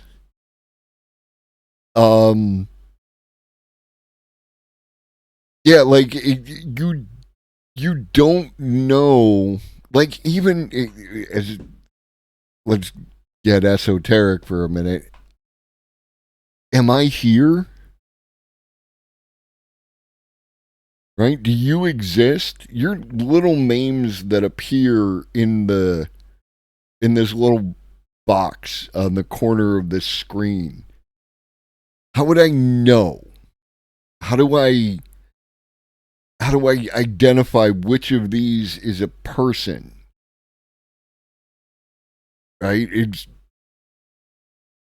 There's a whole bunch of stuff that we accept without ever thinking about it for good reason. Like you spend too long questioning whether or not everyone around you is actually it's a Buffy the Vampire Slayer episode where she is in the room and like thinks she's a vampire slayer but may not actually be, and they ended on that weird note and everything. What up, Oculus? DSMV to help us understand deviations from baseline. There is, right? But what is baseline? Right? That is something to consider. And don't get me wrong, don't think too much about this, especially if you have a difficult relationship with reality as it is, but like if you're more comfortable, then it's an interesting thought experiment. I believe every one of you is a human being. I believe every one of you is not like a manufacturer of my, own mind and perception or anything else like that. Except for Vera. Vera is obviously a chatbot. Roy speaks of his memories being lost in time, and when he dies at the end... That is beyond the scope of this channel. There are different people have different opinions, and again, it's beyond the scope of what we want to talk about. So I would ask that both of you put that down. What up, Jason? Oh, by the way, for all of you who are still here, a little bit later today, we'll be talking with Jason Society about the role that AI can play, will play in cannabis. And cannabis production. I found some interesting articles, some interesting paper. It should be an interesting conversation. He lets go of a dove, a divine symbol. We are figuratively seeing his soul leave his body, proof that he was a person. Speaking of which, let's focus our attention to a single replicant, Roy Batty. Listen to what he says in this scene. Fiery the angels fell. Deep thunder rolled around their shores, burning. And for those of you who aren't following Jason, and like if you have to go and you want to come back for that conversation later, I'm going to be raiding into Jason before the conversation. So if you want to give him a follow, give him a follow. With the fires of Orc. Roy's quote is actually a purposeful misquote of America, a Prophecy by William Blake. I could spend the entirety of this episode trying to describe who Blake was, but to summarize, he was a writer, artist, and one of the forerunners of modern anarchism. He rebelled against all in power, from the church to the government. His poetry consistently contained an air of rebellion and against power abuses. Some believed him to be quite mad in his time. At any rate, Roy's misquote from America should actually be, "Fiery the angels rose, and as they rose deep, thunder rolled around their shores, indignant burning with the fires of Orc." Bear in mind that Orc, in this context, is not of Tolkien, but of Blake's own complicated mythology. He is a rebellious figure, much like Roy himself. Roy likens himself to this figure, Orc, as someone who rebels against God.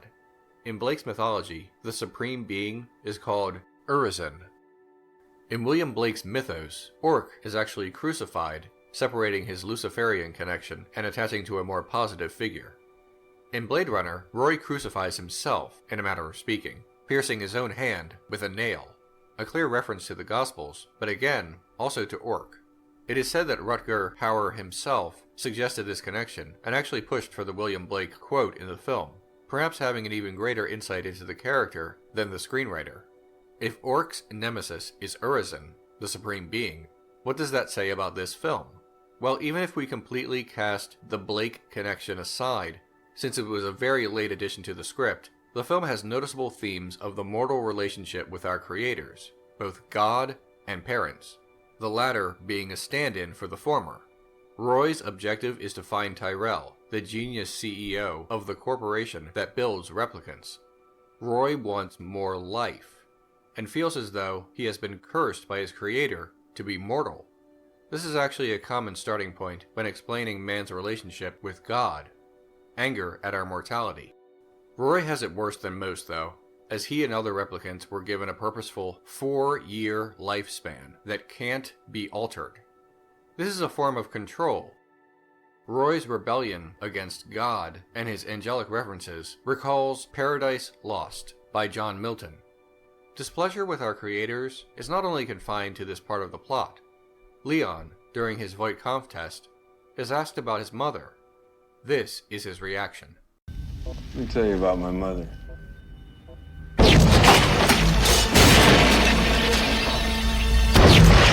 The audio from this encounter is replayed twice more over the course of the film, emphasizing its importance.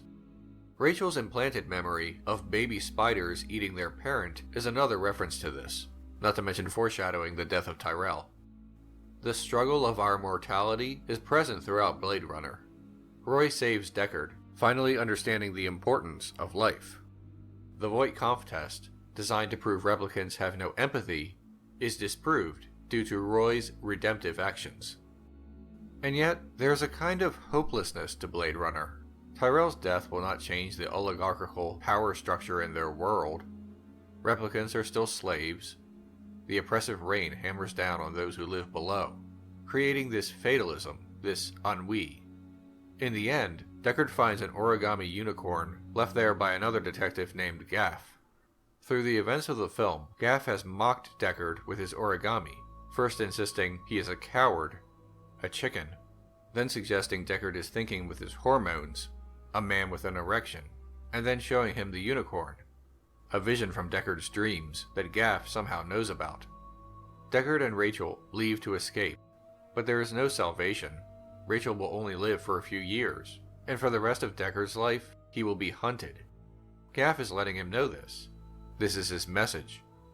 The fate of Rachel is the fate of us all. Our existence is a blessing, but our mortality, a curse. We're all going to the same place. If Deckard thinks he's getting a happy ending, he's dreaming. I've seen things you people wouldn't believe.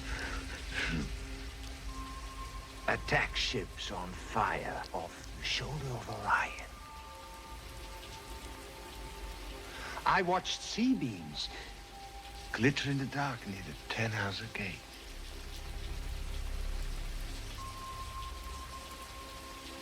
All those moments will be lost in time. Like tears in rain. What up, Lady Bean? How you doing? You got ads? Or are you done with the ads? Did they just kick in after you got in? That, I think, is the most annoying aspect of some of the ad stuff that I have seen, is where I will come in to a stream and then, like, then get the pre-roll ad. Like after I've been in there for like a minute or whatever. Like it's taking a second to identify the fact that I need to be shown an ad. And again, there should be no ads on my stream.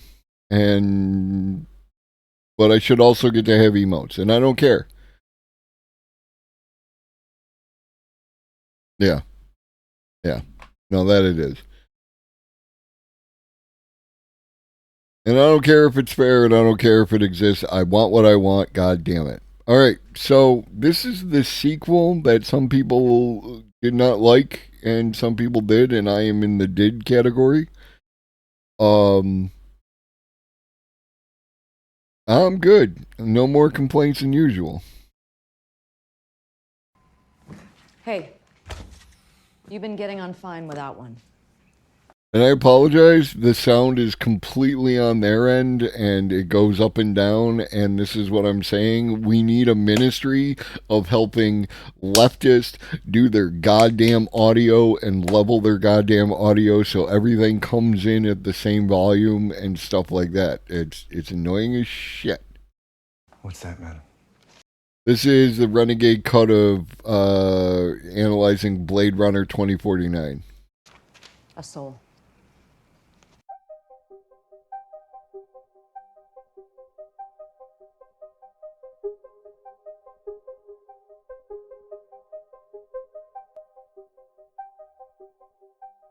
Artificial intelligence is the presently hypothetical possession of intelligence or the exercise of thought by machines such as computers or... Oh, no, there's a lot of, like, I like to think that my audio, like, as long as the input sources are good, all comes in at around the same aspect, you know, and there's a lot of streamers who do a really good job. Levelheads is, like, perfect. It's these creators, you know, on YouTube and stuff like that, and it's a common occurrence. So it's not like just one of them that I can point at. There's an aspect, either it's intentional. Hey, what up, Devil? Are you reading from the beginning? You read The Color of Magic, and what's your second book? Or you going in print order, or are you going in particular character progression? The Life Fantastic. Okay, so you're right now, at least you're reading them in print order. Now you could continue that and follow the Rincewind saga if you really want to enjoy the Rincewind saga.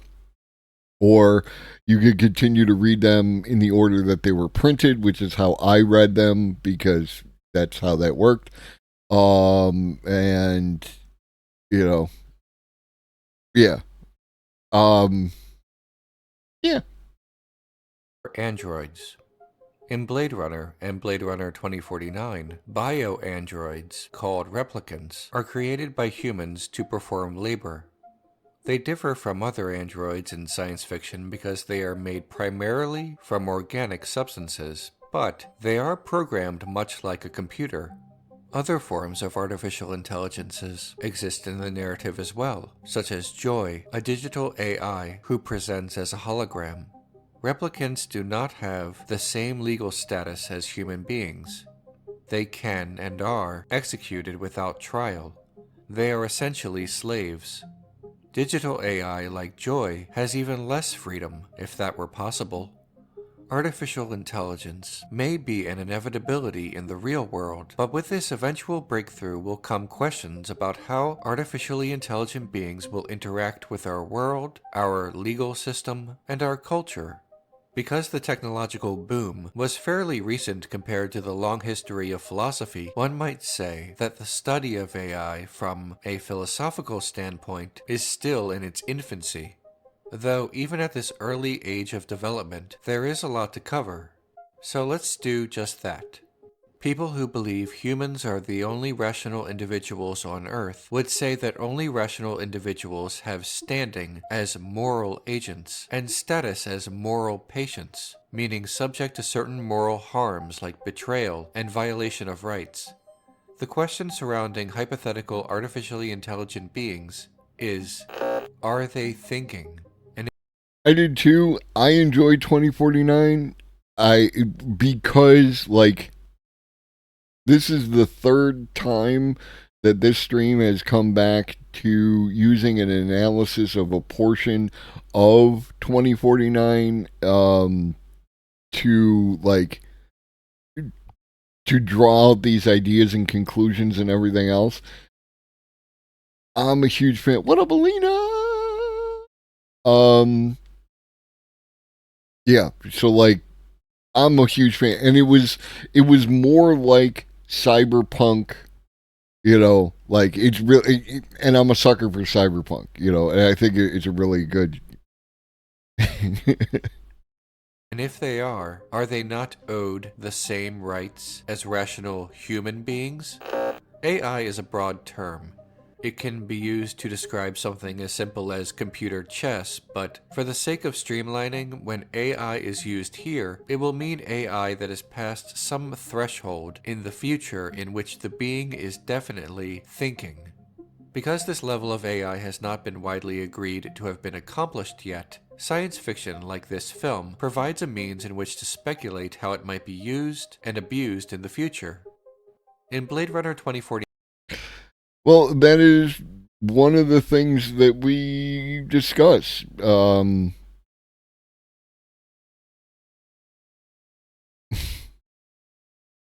Like, I think we could agree that artificial intelligence, machine learning, deep learning, all of these things and anything not specifically stated hereafter referred to as AI and artificial intelligence. I think that artificial intelligence is superior to human intelligence in narrow domains. And then wherein do we set up those qualifiers, right? Like, it's not intelligent because blank. And what values do we apply to those things? And if we set something like the joke is, oh no, you're fine.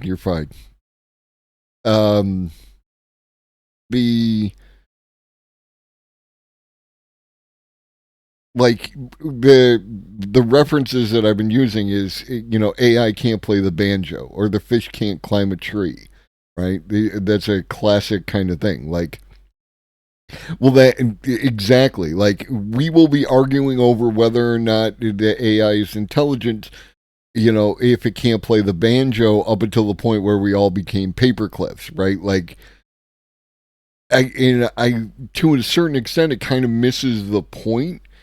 And it is in and of itself creates its own problems. What up, Smash? Welcome. You know, so like that's where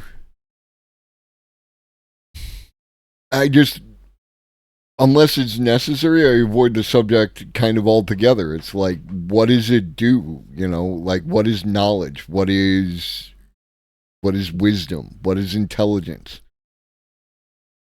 We have heuristics on what, you know, like I know what it is when I see it, but those aren't necessarily valid. Cyberpunk 2077 game shows what can happen if corporations run everything and the net is completely fucked beyond repair. That is one way to look at it. I started playing Cyberpunk, the pen and paper role-playing game, which was Cyberpunk 2020 and then Cyberpunk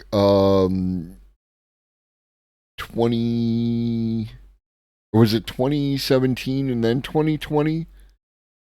And then we blew right past 2020 without getting the Cyberpunk. But I got into Cyberpunk, that pen and paper role-playing game, and so my perceptions, even of the video game, are different than someone else who like came into after the fact. I don't think you're right about the corporations running everything, but again, like I think you came in after we were talking about the Total Recall video.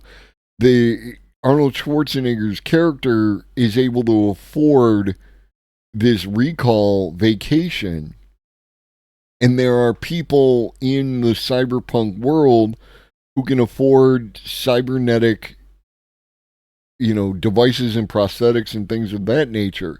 So, like, what are these dollar values? There's a lot of underlying questions which aren't specifically addressed. I played the game 3 times, and the game describes it as someone let loose a virus on the net, and NetWatch put up the black wall that separated. Right, but like, what does that mean in practicality? What aspects of the web can I not access? The vast majority of the internet as we currently interact with it is composed of the dark web, where the portion that the vast majority of people interact with is a very narrow domain surrounded by this dark web. So, like, functionally, would it matter if there was an actual physical wall, or a digital wall in between these two things? Because there's a subjective wall if you don't know how to I think if you want to play Cyberpunk, you should just play Cyberpunk, and it's, and enjoy it. It's wonderful. Unless you can't deal with the occasional glitch, in which case you probably shouldn't be playing Cyberpunk, because I enjoyed the glitches as part of, like, the subjective nature. It is a whole thing. 49. Joy is a computer program with the ability to think, as best we can tell. Proponents of the idea that Joy can think might subscribe to computationalism, the belief that all thought is computation. Yeah. The human mind's production. Yeah, I'm going to raid into Jason later today, and then we're going to have a conversation about AI and cannabis and the cannabis industry and stuff like that. Productive capacity or creative imagination of thought and language is perhaps the principal evidence for this theory. It explains how finite devices, like human brains, can have infinite capacities, such as capacities to understand the myriad of possible sentences of natural languages by a combination of recursive syntax and compositional semantics. It also explains imagination as something infinite rather than limited. Thought is a kind of computation. Computers perform computations. Therefore, computers can think. That does not mean computers can think particularly well or with any autonomy, but it does prove that what a computer is doing is also what we, as human beings, are doing. And there exists the possibility of greater thinking for computers in the future. Joy is a computer program, and she is able to make computations. Joy can think, and based on her interactions with a replicant named K, as well as other people, Joy can apparently think very well, including having complex thoughts and the capacity to make decisions like when she desired to come with K to the wasteland, even at the risk of her own life. The narrative of the film and the portrayal of Joy make it easy for the audience to sympathize with her, particularly when she dies. But if you asked the same audience if they believe computers can think, they might respond that they do not. They might believe in dualism, the concept that our mind is more than our brain, and this consciousness has a non-material, spiritual dimension. A dualist would say that thought is a conscious experience, and if they do not believe a machine can have a consciousness, they would claim Joy cannot think, and is not intelligent, and is not real. Oddly enough, some who subscribe to the opposite of this theory, that being that the consciousness is the creation of biological functions alone, might also claim that Joy is not real because she has no biological functions. She does not have a biological brain. Proponents of Joy's intelligence might counter that dualism is scientifically unfit, and that the opposite, the mind-brain identity argument, relies on a premise far too speciesist to be considered a rational theory, at least as it relates to AI. In the 19th century, Charles Babbage made an automated mechanical calculator called a difference machine. Ada Lovelace, a mathematician, said of it, "The analytical engine has no pretensions whatever to originate anything. It can do whatever we know how to order it to perform. It can follow analysis, but it has no power of anticipating any analytical relations or truths. Its province is to assist us to making available what we are already acquainted with." This quote from a century and a half ago, despite massive leaps in technology since then, is still believed by many. In other words, no matter how advanced our machines, even if they advance to the technology seen in Blade Runner, will still not be enough to convince everyone of the possibility that computers can think. In response to this, and to Ada Lovelace, one might say that organisms like human beings are likewise deterministic systems. Our genetic code determines much of what we will do, and we are programmed with it against our will. This that we're watching, this is Blade Runner 2049.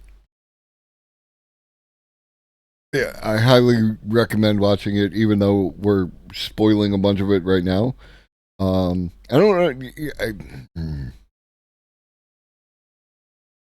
I can hear Alita waiting around the corner, waiting for me to screw up about my opinions on spoilers and jump all up in my shit for being like, you know.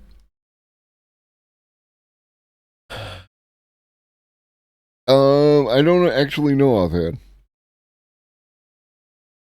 Right, it was 1984, but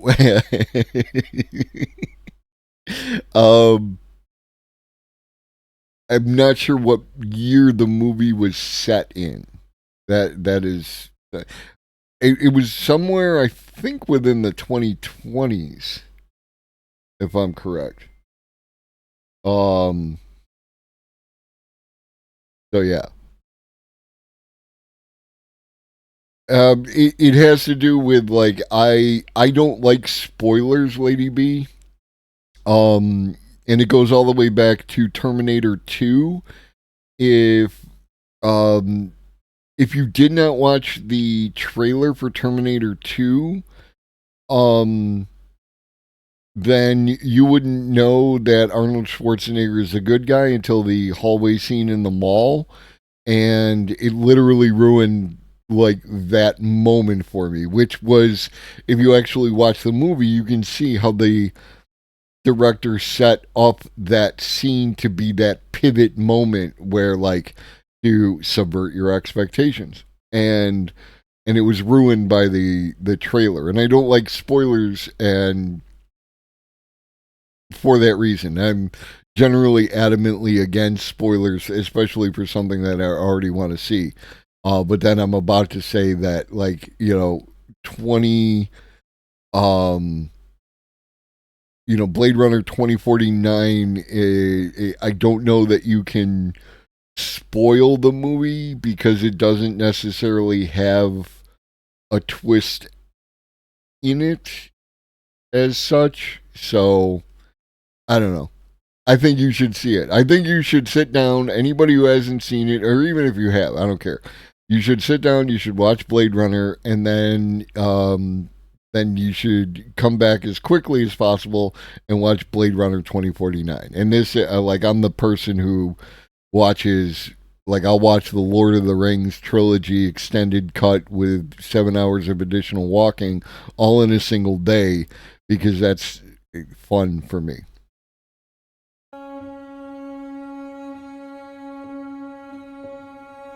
Early in the film, Kay and Lieutenant Joshi learn that a replicant gave birth to a child, an ability previously thought impossible. In Blade Runner 2049, human society controls the means of production because replicants are considered things and not people, but it also controls the means of reproduction. The very existence of replicant reproduction breaks down the wall between human and replicant from a biological standpoint. If there are fewer and fewer differences between humans and replicants, sooner or later the underclass of replicants will demand equal rights, either legislatively or, as seen later in the film, through rebellion. Joshi believes such a rebellion is too dangerous and orders the child destroyed. Kay remarks that he has never killed anything with a soul before, suggesting he does not believe replicants, like himself, have souls. You're talking about the movie Rollerball? Now, there's an example of a movie that the original movie Rollerball, the original Rollerball from like the 1960s or 70s, is an absolutely amazing fucking movie. You should see that one with, what's his name? Khan? I can't remember his name. But Rollerball, the original. But then there was I'm terrible at Discord movie nights. I'm terrible at organizing that kind of crap, but you're absolutely right. We should definitely do that. God damn it. Professor Q. I'm Professor Q. I'm smart. I'm right about stuff. I'm going to pay attention and just wait for an opportunity in your stream to throw the thing that you said before up in your face and be right about it. And yeah. I love you, Prof. But yeah, but the remake of Rollerball is bad. Fuck that thing. That thing was not good.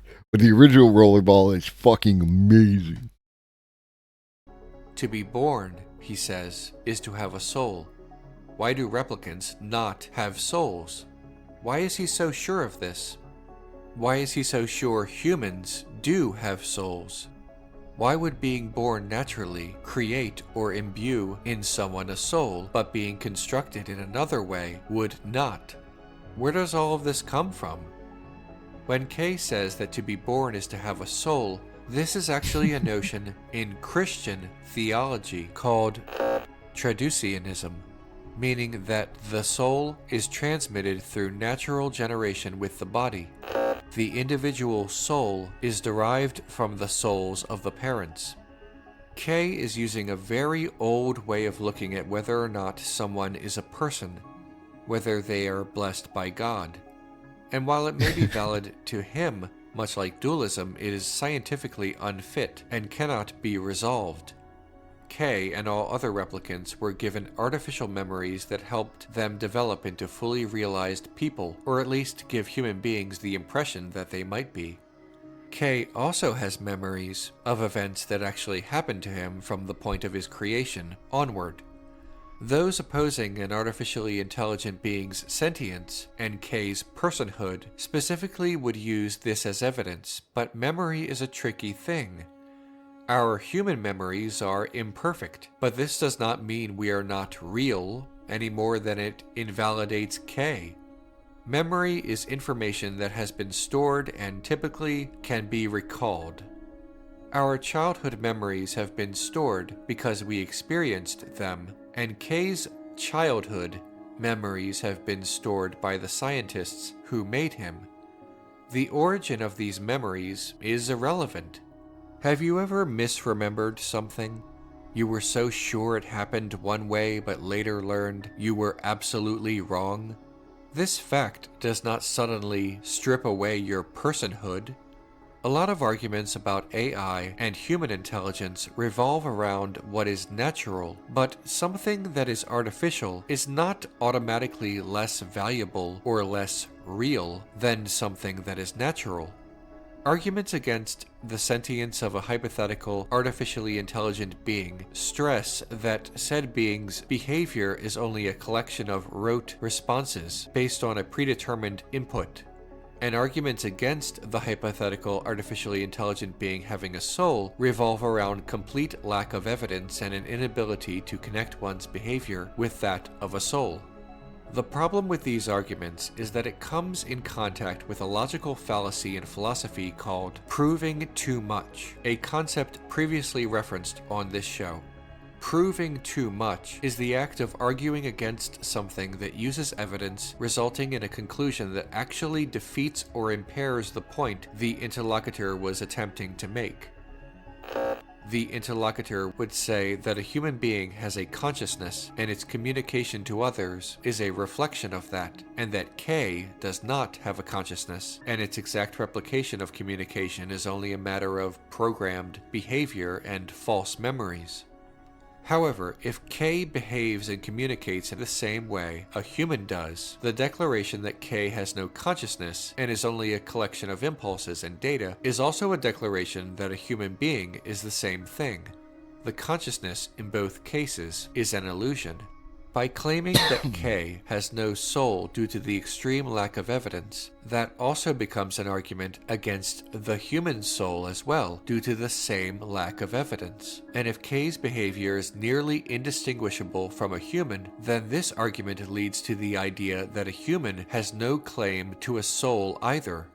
It appears to be all or nothing, and if the answer is nothing, no souls for anyone, then human beings are not so special enough to differentiate themselves from artificially intelligent beings on the basis of importance.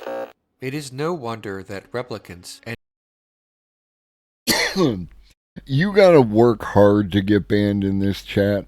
You gotta want it.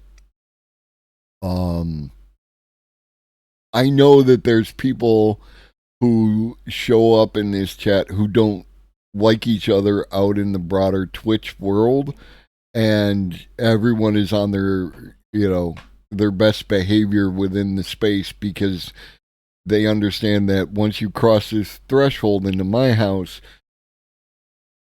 it's not about that. You're either here to engage with what I'm doing or you can go. I'm not going to make anybody be friends. Your human interactions with other people are your human interactions with other people. It's just when you come into my house, I expect everyone to, that's just how it is. Like, that's just how it's got to be. And, part of that is like, I learned from other people. It's a neutral zone, right? Like, there are certain people that I associate with that we have that as, that's our thing. Whatever. If y'all want to work it out, great. If you don't want to work it out, great. If you want to work it out and you want an intermediary, you can both hit me up. All that kind of crap. Otherwise, this is not a place for any of that. This is a place to talk about artificial intelligence.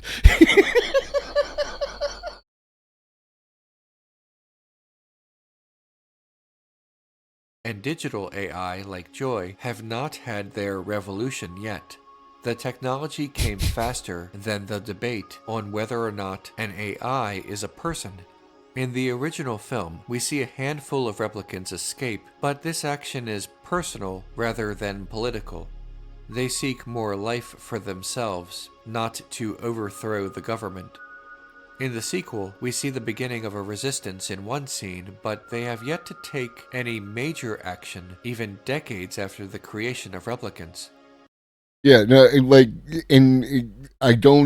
I'm not like a strict authoritarian or any of that kind of crap. I understand people have fun with each other, you have different relationships and that kind of stuff, and this is a continuation of whatever has been going on before. I can tell the difference between people who are being assholes and people who are not.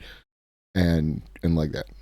Believing machines might be able to think is frightening to human beings, because humanity is slow to grant rights and privileges to more people if the people who currently have rights and privileges are not benefited from this action in some way.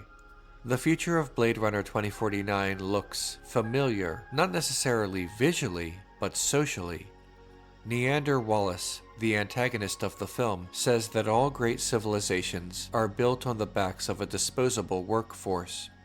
The world, he claims, lost its taste for slavery, and because of this, replicants are necessary. He does not see a replicant as a person, and thus they are exploitable as slaves, which historically has been the rationalization for slavery.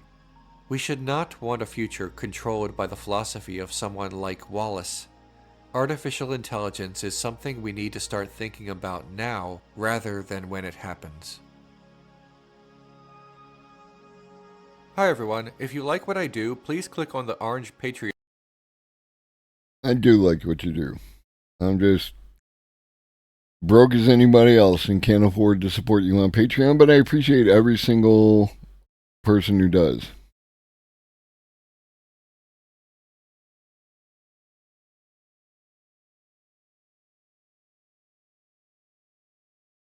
See, and like, I know when to pay attention to chat and when not to pay attention to chat, and that's how I roll.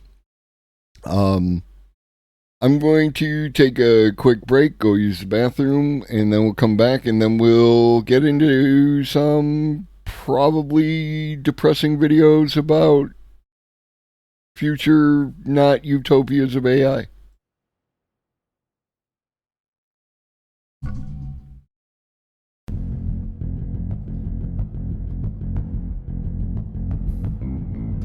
Earlier you told Dr. Bryce something about Globus. The Globus never sleeps.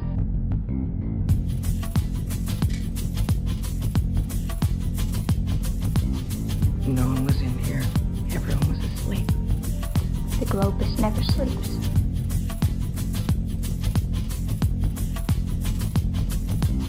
We will show them that it is feasible, that the budget is nothing more or less than a plan for spending our money, a plan which can and must be adapted to meet our needs.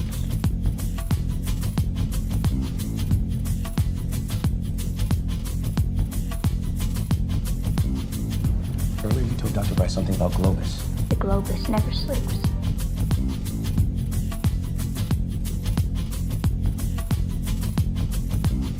When the pandemic struck, Globus was well placed to respond. The Globus never sleeps.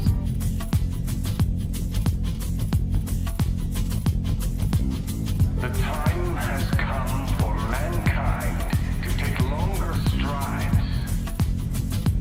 We must move further down the line.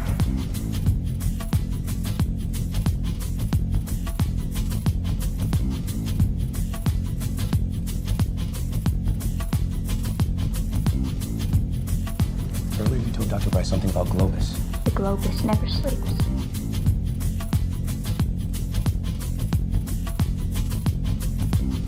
No one was in here. Everyone was asleep. The Globus never sleeps.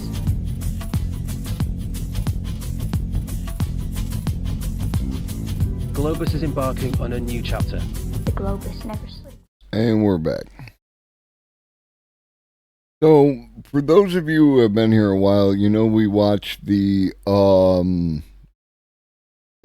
bunch of videos from David Shapiro about the future post-work AI state, and like that. And I made some commentary on how I felt like he could be, he could be close enough to one of us that like I could have a conversation with him, and like that he was coming around to socialist and communist and other ideas like that in his own way, right? Coming the capitalist version of communism, where it is communism, but they call it by other names and everything else like that. And he was putting out a bunch of videos that were like very positive and like that. And then my man turned around and hit us off with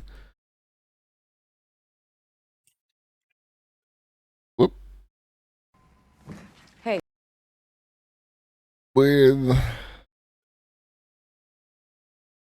this. And I don't know if he was doing this to make us aware, because I have not watched. This has been out for 2 weeks, and I haven't watched it because I haven't had a good segue into it, and that's why I made sure that we did this today, and like that. So I don't know if he's like trying to scrape off the leftists, because,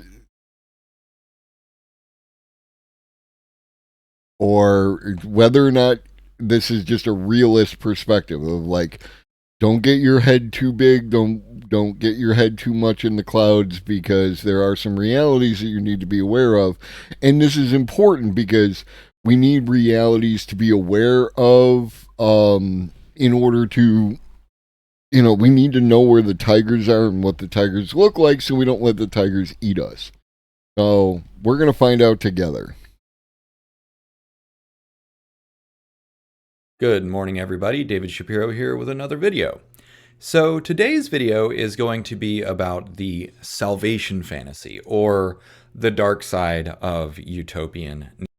And again, I'm not saying that David watches my stream, but you notice my square fits here and he's over here. Normally, like Matt Wolf doesn't watch my stream because Matt Wolf's head ends up right here, but David's head is like just offset enough that I can fit in here and not get in his way.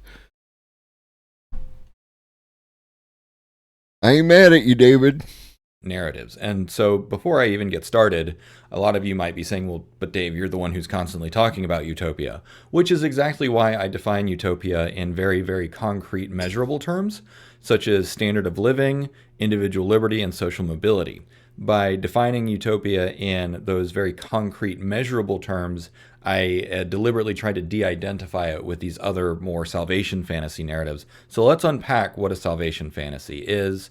But before we do, and that's the thing. Like, again, this is why I avoid certain words. Like, I don't generally call myself like an anarchist, because anarchist has baggage with it. And even amongst other leftists, if I say something like, if I were to say I'm an anarchist, then you get the, oh, you're an anarchitty and you don't understand this and you don't understand that. And I do, in fact, understand everything that you're telling me that I don't understand, and now you and I are having a fight rather than having a conversation. So I try to avoid ists wherever possible and lean into like policy. What is the actual thing that you are about, or things? Like, what's your deal, man? Right? Like, how do you feel about all these different subjects? How do you feel about all these different things? Like, that tells me more, oh, I'm a communist, or I'm a Marxist, Leninist, Maoist with, these things. And like, some people have so many goddamn ists in their Twitter bio that it's like, you're not old enough to have fully encapsulated all those ideas in your brain. Like, I don't think so. Maybe you could. I don't want to be ageist. Maybe you could. You just devour theory to the point where you can sign off on every one of those ists and all their interactions. I don't. I'm not going to. I am not going to sign off on every negative thing that someone, that some particular policy, because I want to call myself an ist. I'm going to identify what particular policies I have around what particular things, and they tend to be as simple as possible. Do that. Just a quick plug for my Patreon. Everything I do is provided for free, no ads, no friction, including my videos and all my code and all my research. But I am 100% dependent upon grassroots support, such as from you. So if you like what I do and want to keep me in business, please go ahead and jump over and support me on Patreon. Okay, with all that, back to the show. And if any of you ever does have it like that and you decide that you want to support David on Patreon, just mention maybe in passing that how you got there. So technology fundamentally is, by and large, a good thing. Obviously, we keep doing it despite the double-edged nature of technology. It has a lot of benefits. Health and medicine, communication, transportation, agriculture, and energy industry. It has solved a tremendous amount of problems. It is generally a foregone conclusion that technology is good for the human race and that technological progress is generally a good thing. But one thing that we need to be aware of is that it's not a panacea. It's not a cure-all. It cannot solve all problems. And in fact, technology often introduces new problems, not the least of which is climate change driven by the technology to extract and use more fossil fuels. Just as a prime example from the Industrial Revolution, and then in the information age, social media.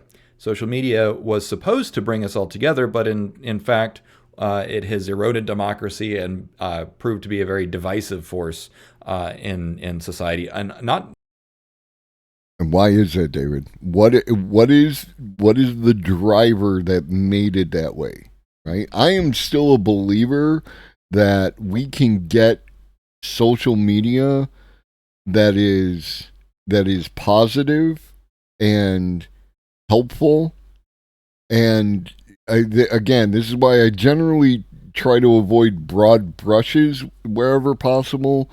Like, social media is, destroying whatever. Well, what aspects, what social media? Let's talk about those things, which is more valuable because you can actually do something with that. Where if you just say all social media bad, well, then the only thing you can really do is abandon it. Furthermore, it increases anxiety and depression for people that use it.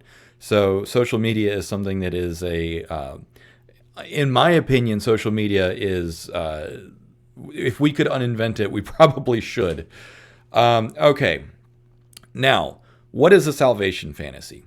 And since he didn't touch on it, I will. Like, at issue with social media is, what was it designed, not designed to do, but designed to be commodified. Like, it created the idea of the attention economy.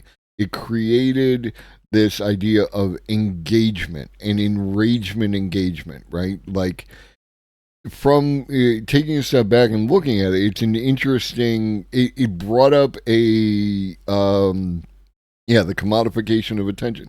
It brought up an interesting, like, non-scientific experiment wherein we got to see how these different forces interacting with each other created something other than something that was beneficial to us. But, like, the idea behind social media wasn't a bad one.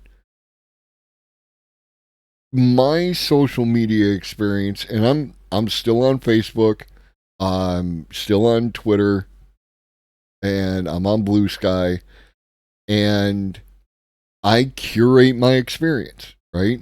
I mute or I block wherever I see fit. I do not, like, engage with any non-productive conversation. And I don't, like, on Twitter, for instance, I don't quote tweet people that I don't want engagement with, right? And I recommend that other people don't. If I want to comment on something that was said, then I'll take a screenshot of it and share that picture, and then, what my point is regarding that. But you train your algorithm. The algorithm has its own, like, setup where it will attempt to push you in certain directions and that kind of stuff, but you train it. You have agency on social media. The things that you engage with, you will see more of. The things that keep you on the website longer, you will see more of. So you can, now there's a whole bunch of issues. I'm just talking about how your personal experience, and that personal experience is not going to fix the problem. In the same way that you recycling plastic is not going to fix the problem. I'm just talking about, for your benefit, curate your experience if you are on any of these websites. The greater thing is the fact that is it trying to keep you on there is because it's trying to sell advertising dollars. It sells you FaceTime, and it sells the advertiser your FaceTime. Like, this is the thing. If social media was decoupled from profit making, then we would have a better social media experience. But that is something that, unfortunately, people who think that capitalism is reformable, redeemable, any of that kind of stuff, that they can't embrace, because it starts to undermine all their ideas on what a good distribution system looks like. I'll just read you the definition. Salvation fantasy refers to the deep-seated human desire or belief in a transformational event, entity, or breakthrough that will ultimately solve all of one's problems, eradicating suffering, and lead to an ideal state of existence. This concept encompasses a wide array of contexts, including but not limited to religious narratives. Many religions around the world have a savior or a messiah narrative. And in fact, this is what Frank Herbert did with Dune. The entire point was to be skeptical of savior narratives and messiahs, or deliverance to some kind of paradise or afterlife. Again, this is a global thing. I know that I used Christian iconography, but this is certainly not limited to Christianity. Fictional narratives, hero stories, great journeys, the promised land, usually rescue narratives.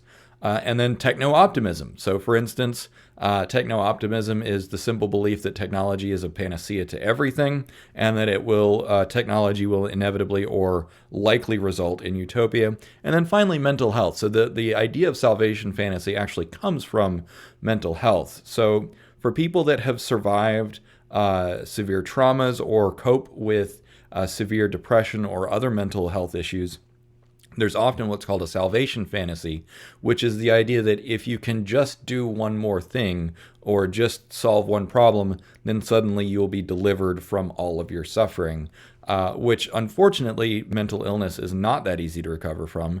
Neither is trauma and intergenerational trauma and so on and so forth. But I try to look for I like to let people complete their thought before I hit pause, but like, when you're good at this, you can continue to talk forever without any major breaks, because you're trying for that engagement. But to answer Smasher's question, currently no. Blue Sky, to an extent, doesn't have any advertisers on it. But that, like, ultimately, if you are trying to make money from something, you are going to have to commodify it in some way. I also don't necessarily agree with the idea that Twitter is dying. I think, like, people like to throw that around. Like, I want to say that 8 months ago, 7 months ago, something like that, a long time ago, somebody very confidently said that Twitch was dying. I have heard on more than one occasion that Facebook is dead, right? There's a lot of that, and I feel like it's a whole bunch of these weird arbitrary definitions, like what is dead, what is what is dying, what do any of these things mean, and that this shorthand of this is dying, that's dead, doesn't actually provide any valuable insight as to the longevity of a particular, online entity, right? Like, even if something like Facebook were to die, whatever that means, then it could still limp on for an extended period of time, simply based on the idea of, like, how long its user base will live, right? So, Facebook and Twitter lacked ads at first. It gets you hooked to get you engaged. Yeah, like, I mean, that's part of it, and then they're starting to sell other things. So it's like, don't read too heavily into when people say that a particular service is dead or dying. You know, look for evidence if you actually are that concerned. I am fascinated by watching. This is the second time in my life that I watched a billionaire and take what is basically a license to print money and drive it into the ground with poor decisions. It's almost art, really. The first one was Trump and the Trump casino. It's like you bankrupted a casino. And of course there's, you know, I'm sure that there's a story and everything else, but just going to enjoy the fact that the smartest, he's a smart president, he's the best president ever, and he bankrupted a casino.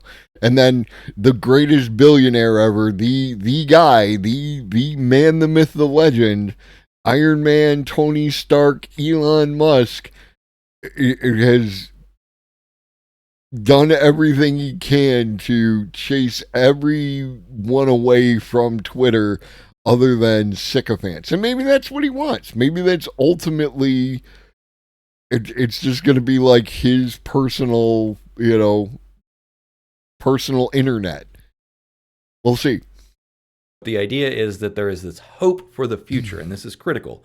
Salvation fantasies are about hope. It's about saying, okay, I'm hoping for the alleviation of suffering in the future, and so I'm going to cling to this idea that one day things will be better. But one thing to keep in mind is that it is often an external event or person. So basically something else will change in my outside world that will then make my life infinitely better. Whether it, you know, in the case of religious narratives, there's, you know, the end of the the rapture or whatever that some versions of Christianity believe in, and even then, not all divisions of Christianity believe in the rapture. Fictional narratives, the idea that, you know, the hero goes and seizes the magic sword, you know, Frodo throws the ring into the volcano at Mount Doom, and then suddenly the war is over and life is better. You know, everyone is delivered from the orc hordes. Techno-optimism, the idea that, you know, full dive VR and genetic engineering and post-humanism and transhumanism will all result in a better future. Not necessarily true. And likewise, you know, we see this with mental health today, with the meteoric rise of legalizing of marijuana and all the research being done into psychedelics. The idea is that these natural-based plant medicines will, basically save society from mental health. And to be fair, there is plenty of evidence that both of those substances, when used correctly, can greatly reduce suffering for many, many people. But that being said, life is still hard. Even if you get rid of those problems, life is still hard. And that's not to diminish the value of technology and these breakthroughs to help. But the idea is that even if they help, they will not get you to an idealized state of existence. So that is the context of what a salvation fantasy is. So let's talk about utopian narratives as a type of salvation fantasy. So in the grand scheme of things, salvation fantasies exist throughout the world and throughout history. They have existed for basically in all of humanity. Utopian narratives are also nothing really new. From Plato's Republic to, you know, myths of Shangri-La and everything else, we all have this idea of like, hey, you know, if you get to heaven where there's going to be nothing wrong and everything is bliss all the time, that is the carrot, that is the lure, the hope that one day things will be better. So there's a few characteristics of utopian narratives. So post-scarcity and hyperabundance, this is something that I talk about a lot. And so basically the reason that I'm bringing this up is I want to temper your expectations that while I talk about these things, I also want to urge caution and not really focus on this is going to be a salvation. This is a solution to some problems, but it's not going to solve all problems. Global peace and harmony is another component of salvation fantasies. The idea that we will have the cessation of all conflict is often part of the idea.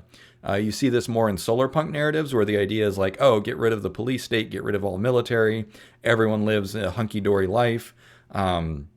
This is also true of anarchist fantasies and libertarian fantasies where the idea is like, get rid of the state, you don't need it.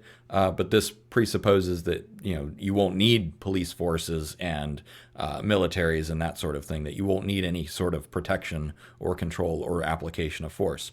Total equality and total freedom.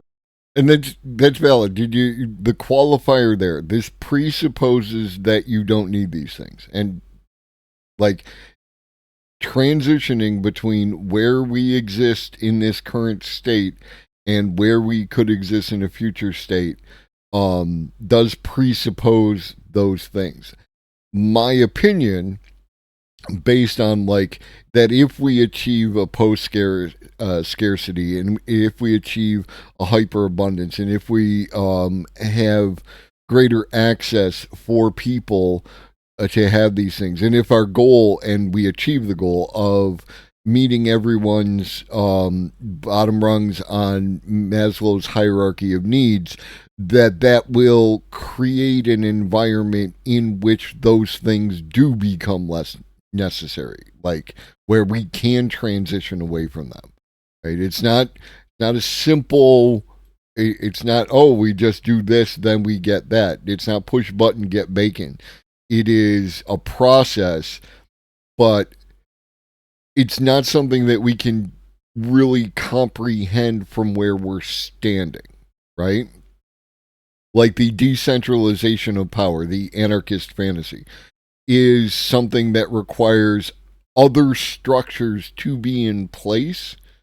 Like ATS and I have talked before, like if you have a resource distribution center that's close by and those resources are provided to that distribution center, then what up, Alex? Then that is the environment in which a local group would be able to administer the distribution of those resources without the need for the that central government kind of thing.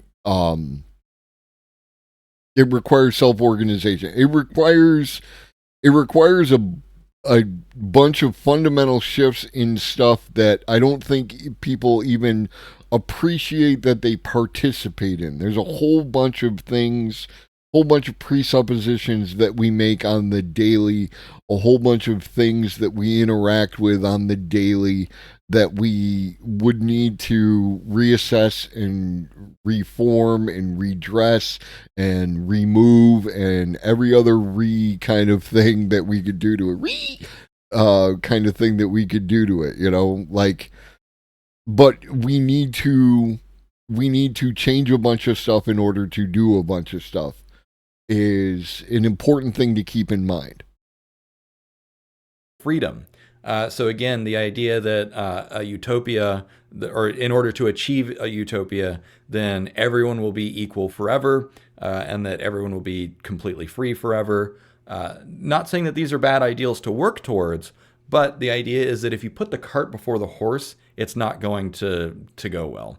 Because one, you might just be disappointed, right, when reality doesn't meet expectations, but also it's one of the issues that I often run into ATS is and this is why I talk about that if you have a belief, if you have an idea, if you like this, it needs to be built on that solid foundation of things.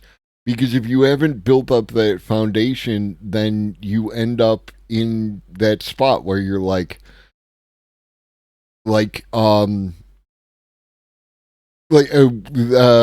the class consciousness of the workers and worker power and strikes and all these other things.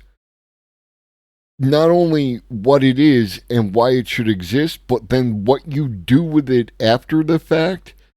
And it's why my my opinions around strikes and those other things as they are currently literally happening around us, that they leave a lot to be desired because they are disconnected from each other. And that in and of itself is a problem for long-term change. It is more of a reformist attitude around capitalism than it is about actually changing the structure of the system. Insert the classic 10 support members for every frontline fighter meme here. Yeah, definitely. So, what they say is that the path to hell is paved with good intentions. And then longevity and augmentation. This goes back to transhumanism and posthumanism, the idea that a medical breakthrough will alleviate all of your suffering. And to be fair, this is something that I hope for. I and many other people struggle with chronic health conditions, which it's like, oh man, I would love it if there was a pill or an injection or something that would make my life physically more comfortable. Hopefully we'll get there. But even if that happens, there's still difficulties in life that we'll talk about more. But I just wanted to just kind of unpack what a utopian narrative is.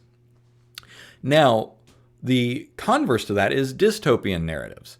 And so we have lots and lots of dystopian narratives.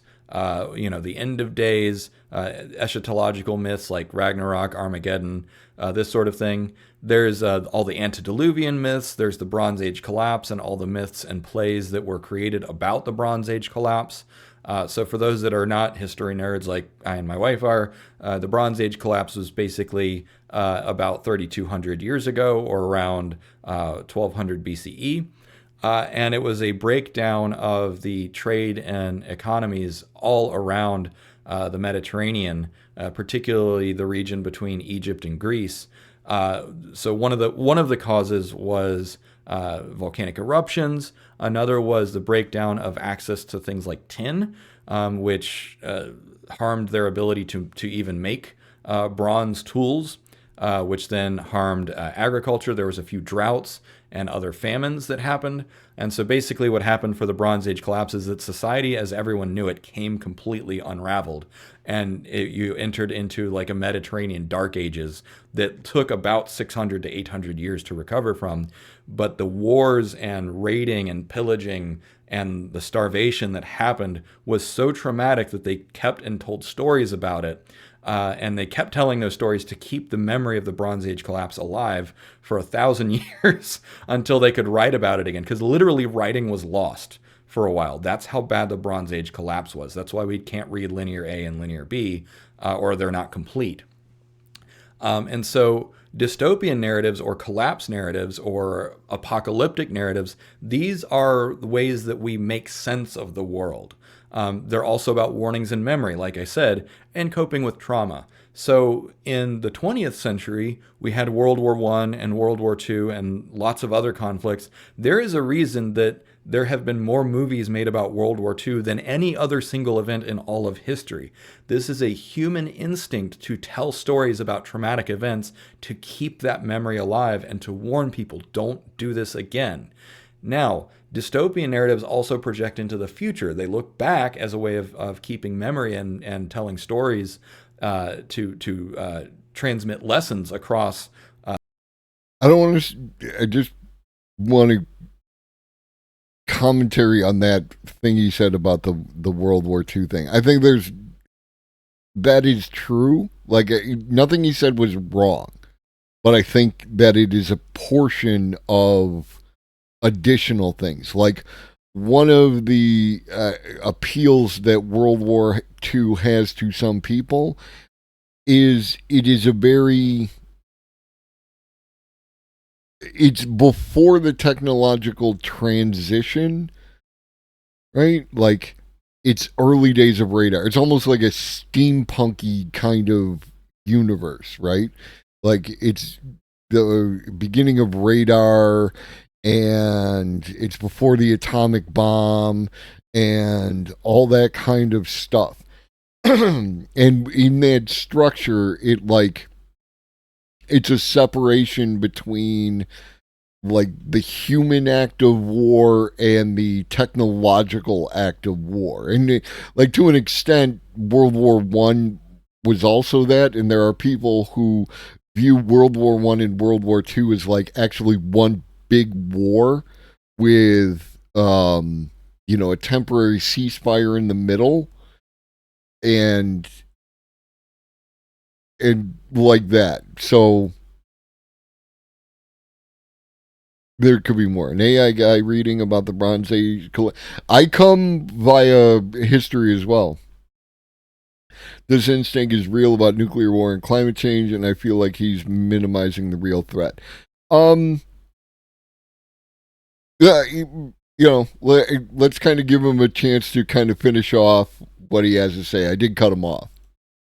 The ages, but we also look forward, and this is where cyberpunk narratives come in, where it's like, hey, let's look at the failures of technology. Let's look at the misuse of technology, the failures of democracy, and the flaws of capitalism, and let's project that into the future to warn ourselves about what's going wrong. Sorry, I meant to advance the slide. So this is the dark side of technology, and that is... Okay, and this right here, this is one of the things I love about... like, and you don't have to like AI art and like that, but I love about AI art is some of the things that you can get out of it. I love this picture. I love this picture a lot. That is something, like, there is so much subtext under this picture. It's amazing. Literally the purpose of cyberpunk. That is why it resonates with us from an evolutionary and unconscious level, is that it basically takes all the unconscious fears that we have and puts them on the screen in front of you so that you can talk about it. That is why we... Cyberpunk Mickey, right? But, like, think about a day in the life of this person where they either created, crafted, or purchased this, this Mickey helmet, right? Like, so it is it a reflection of how we like to incorporate commodification into our lives? Like people who wear, Mickey related hats and identify with Disney and use that as part of their personal expression? Or is it a commentary like where I am taking on the form of the destroyer in order to take some of its power? It's just fun. Like, that's why I love it. Keep talking about movies like iRobot and The Matrix and Terminator is because those are warnings saying if we don't fix it, this is a possibility. So all these epic movies that we have, like Terminator and The Matrix and stuff, these are modern myths. These are the stories that we tell ourselves to make sense of the problems that we see. And it's also a way that we can come to cultural consensus about those problems and say, hey, let's avoid that. Let's not go down the dark path. And so some of the problems of technology, I already mentioned social media, big contributor to mental illness, and has also eroded the institutions of democracy. Existential threats created by technology, such as biological weapons, nuclear weapons, and now AI. So we just keep stacking on existential threats to humanity with more technology. Excuse me. So technology is not universally good. It is a double-edged sword. Displacement and exploitation. Jobs, poverty, globalism has some drawbacks. It has some benefits as well. Military, building more weapons, bigger weapons, smarter weapons, autonomous weapons. These are not necessarily the uses of technology that we would have preferred to see. When Tesla and Marconi invented the radio, I'm not sure that they could have foreseen the use of radio technology to remotely control drones to drop bombs halfway around the world. And then finally, surveillance and manipulation, such as the Cambridge Analytica scandal and the social credit system in China.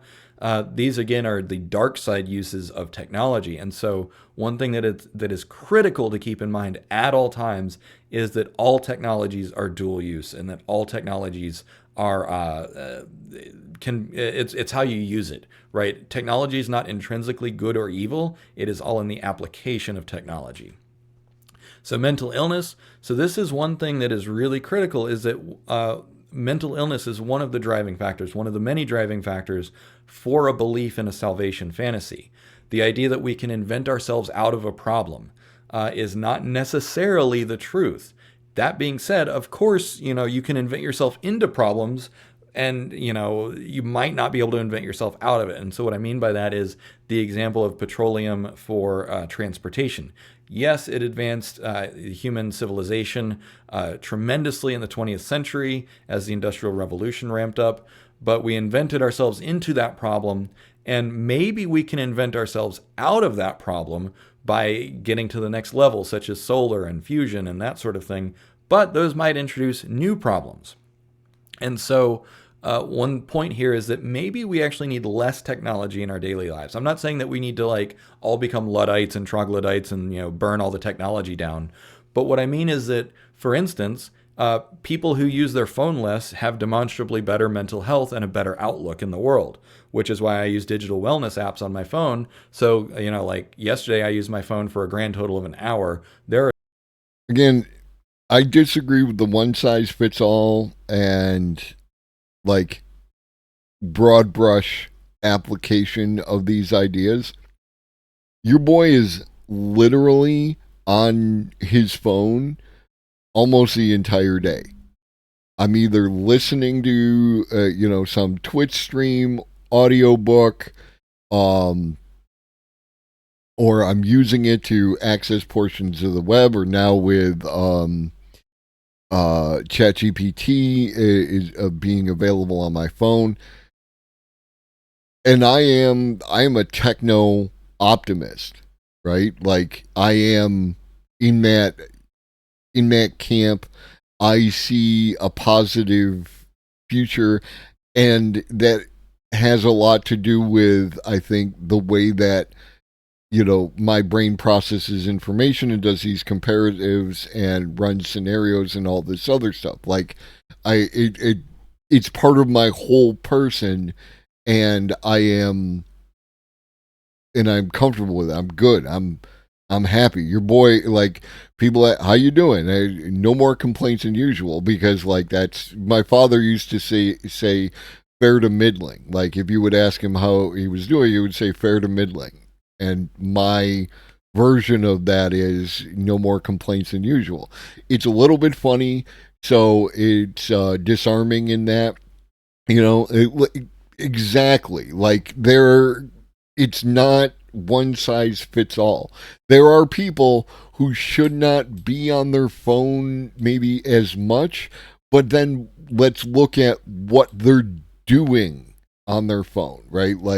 And when we look at what they're doing on their phone, what are they interacting with? And how does that interact with their brain? You know what I mean? Seriously, I feel this every single time that people, is it a replacement for something? That's definitely a concern. But when people talk about Twitter and they're like, my feed on this health site and it's terrible, and it's okay, but you can fix that, right? You can literally fix that. That is something that you have the power to change in that space, right? You can make efforts to block and mute and do the things, because my feed is not like that. The only time I see a bunch of especially fucking weirdest fucking crap that some of these people are saying is through an intermediary, right?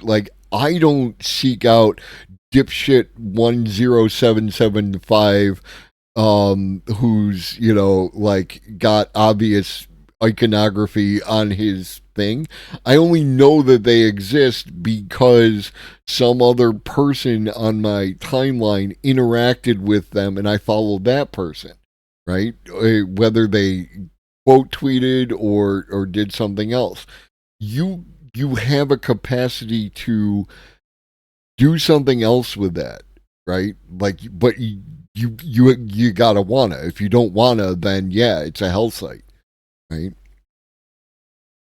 So, less broad brush, more case by case. There are some days that I use my phone for a grand total of 15 minutes, and guess what? I definitely feel better on those days. So even though the phone, your smartphone, is a very, very useful piece of technology, it comes with its own risks. And so then I just want to have like one particular point is that no matter how good your external situation is, even if you live in the prettiest place on the planet and you're surrounded by friends and family and you have food security and you're physically safe, the best day in the world does not matter if you have severe mental illness, because that can turn the best day into ashes. Whether it's trauma, anxiety, depression, loneliness, dysmorphia, and the list goes on and on and on. And so the point is that technology will not solve mental illness on its own. This is the primary struggle that many people have, and this is one of the key things about the false promise of utopian narratives or salvation fantasies, is that you're offered one solution that is not the actual solution that you need. And we'll get more into that later in the video. All right, so a lot of people have asked me to do FDVR videos.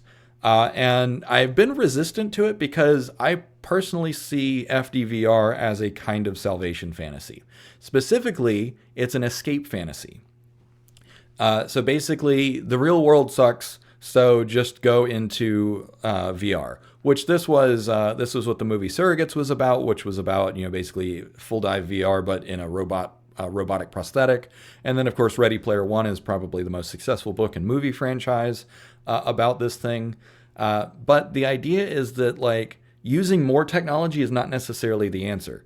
Like I said, people that use their phones, Americans are near the top globally. We use and I was this way. I use my phone about 5 or 6 hours a day when I put the wellness apps on my phone. And I had no idea that I was using it that much. But maybe saturation with VR is going to be the same and worse. And another thing to keep in mind is that VR is being created and pushed by corporations with a profit motive. They do not have your well-being in mind. They have their bottom line in mind. Now, that's not to say that corporations... And this is why I say I could have a conversation with David Shapiro, is because he's aware of things like the profit motive creating deeply problematic, perverse incentives. Like, it's not like he's not aware of these things. So, like, there is negotiation and discussion and wiggle room here. Corporations are intrinsically evil because, they're just trying to make money like everyone else. But it does elucidate the problem of perverse incentives, where if you have VR or full dive VR or whatever that gives you a more complete sensorium experience, the possibility for addiction is even higher, because this is a 4.5-inch screen and it's relatively low quality and it's certainly not immersive. But if your phone, that is the tiny little device, can be that addictive, how much worse could it be if you have, it's strapped to your face and it is more immersive? So, my big concern there is just from a biological perspective. Take business out of it altogether. So my question then becomes, in this case, is like the nature of social media, the impetus to keep you on there, the enragement, engagement, all that stuff is driven by that profit motive. So that's why it sucks, right? So, like, one of the things is there are people, especially I would say a fair number, a fair percentage of the people who have, your cell phone or social media or whatever type of addiction you want to call it, are getting physical feedback based off the enragement and the arguing with people and whatever those signals and chemicals created in their body and brain because of that. Like, is that like is it possible that people would look for a full dive virtual reality constant Twitter fight? Like, that is the thing? That's weird, right? Like, but maybe it could be. I'm interested to see, because he's taking business out of it. So talk to me, David. Together and just look at the VR device just on its own, and the way that it completely hijacks the human senses. Because something like 70 to 80% of the information you get about the world comes in through your eyes. A good chunk of the rest comes in through your ears. And then the rest is tactile and orientation, such as proprioception. But, you know, FDVR takes care of vision and orientation because you're moving, right? So you have some proprioception. There's actually scientific evidence that neurologically, when you're in full dive VR, or not full dive VR, but even just VR as it is today, your sense of proprioception changes. You actually feel like you are in that environment. And so VR as it is already gets you most of the way there to just transcending into a different place. So from a biological perspective, this is something that we need to take very seriously. All right, so what are the promises that come from technology today? This is not... I don't feel like he actually finished his thought there.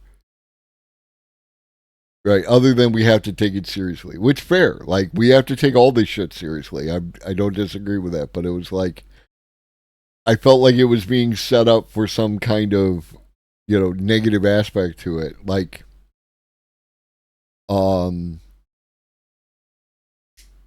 yeah, like, I don't know. Video game addiction. Can you video game too much? Maybe. Absolutely. That is a thing. But full dive VR video games are going to be amazing. And there's a bunch of stuff that you can create in that environment that you wouldn't even be able to create, like, in the real world. So, I don't know, man. Not just FDVR. This could be robotics and AI and everything else.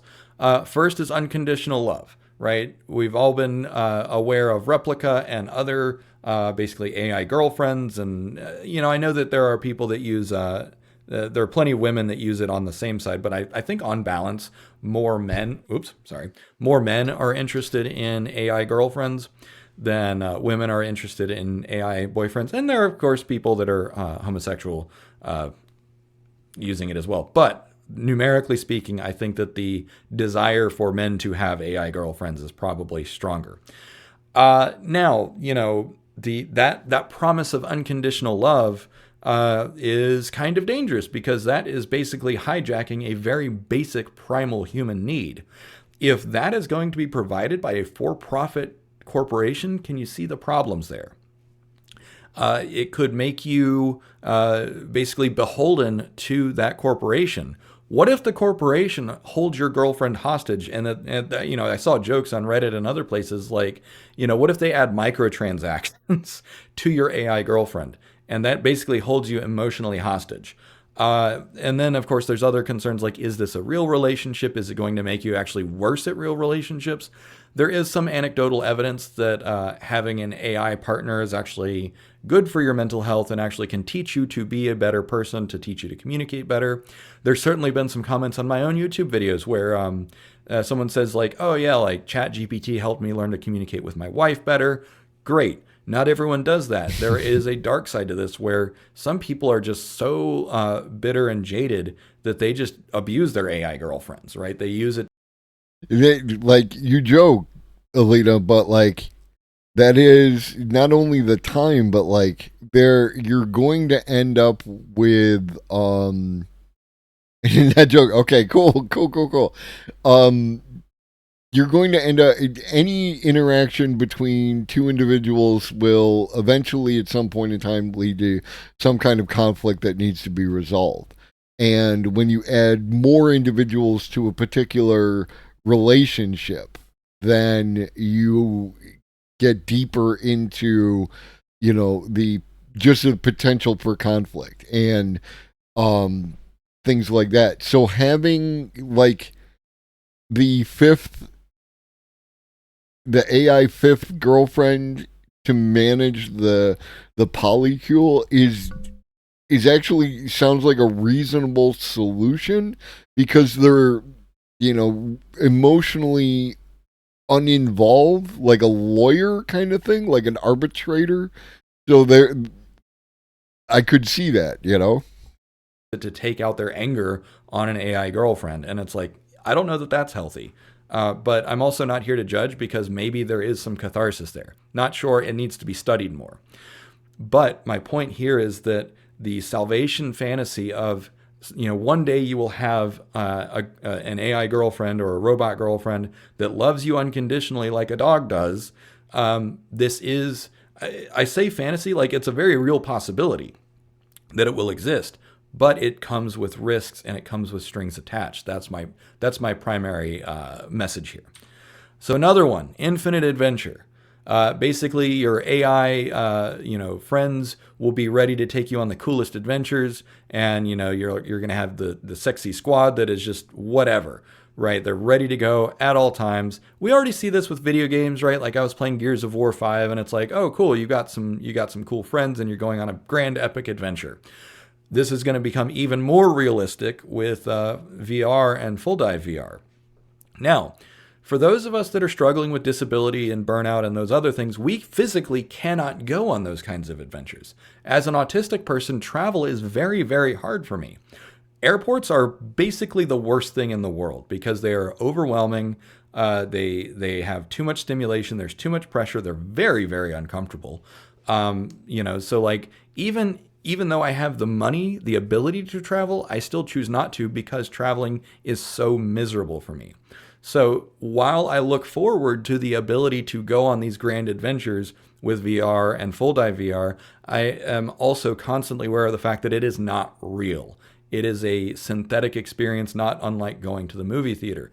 Now, one thing to consider here is what if these VR experiences become preferable to reality, and then people want to stay in VR longer and longer? Another question is, does it have the same depth, richness, and impact as the real experiences? And then, of course, there's, loss of interest, loss of physical health, that sort of stuff. Again, I'm not saying that this is not going to happen. I'm not saying that it is a false promise, but I'm saying that this is a very powerful carrot that is going to pull you in and give whoever provides that experience to you power over you. That is the warning I am issuing here, is that those who provide this VR experience will have that kind of influence and control and power over you. Belonging. Likewise, as AI and... That being the case, David, that sounds like a strong argument against decoupling commodification with any of this stuff, right? Like, it is... Don't look at me like that. It is like, why do they need the power in order to get more dollars?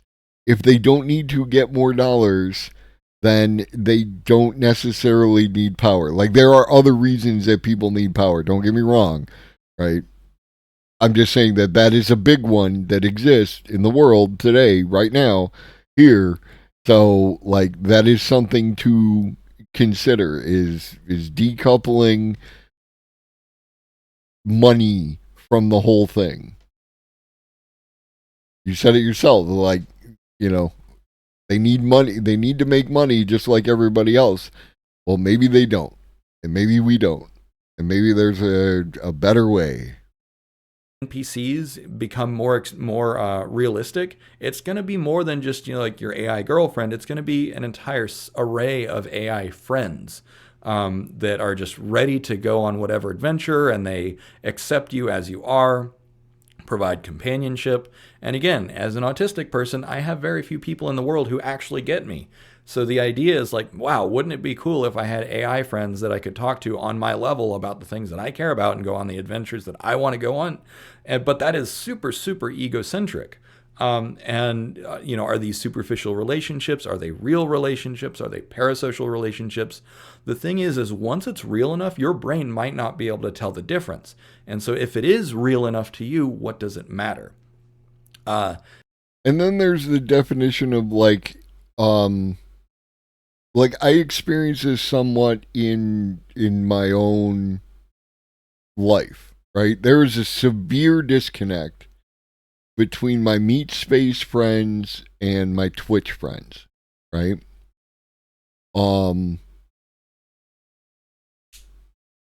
They just like none of them show up. The last time anyone in any kind of Meat Space, was like, I think November, right? And they showed up, they tossed me a sub, and it was when I was doing like a music hype kind of stream, and it had nothing to do with nothing.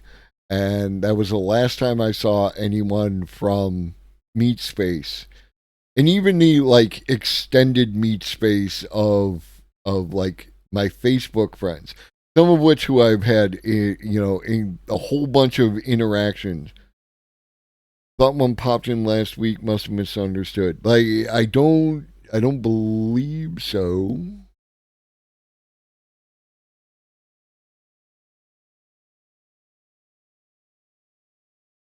Yeah, no. Not to my recollection. But yeah, like there is a disconnect there, and there is like, well, what defines a friend? Like, do they have to be available to help you move a couch?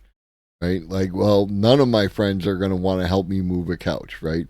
There are a couple who would, but generally speaking, like none of them do. But why is that a value? Like, why is that a marker? It's just something to think about. Like, there are different aspects to different relationships.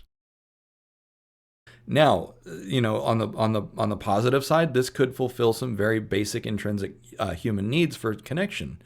Another possibility, though, is that because it could be designed to be very egocentric, it could make you way worse at real relationships. It could make you better at real relationships. Personally, I think it would be interesting to have some realism coded into your NPC friends, where it's like, they're not going to agree with you at all times, right? They're going to push back and say, you know what, like, I actually don't like it when you do that.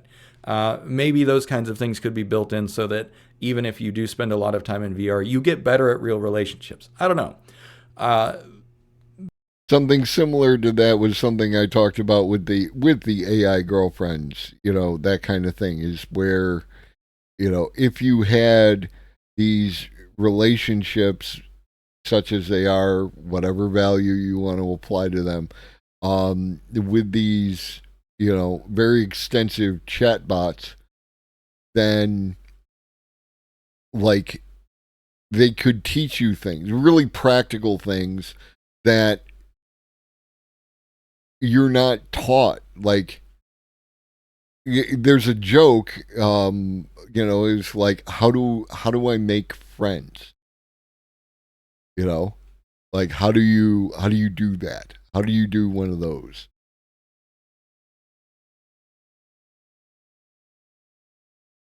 I don't recall ever being taught how to make friends.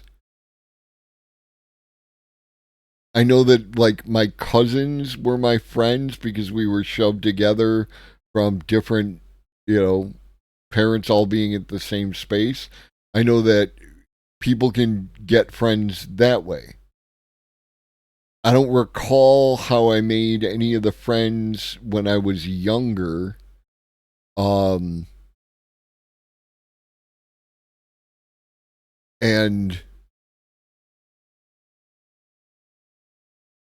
yeah.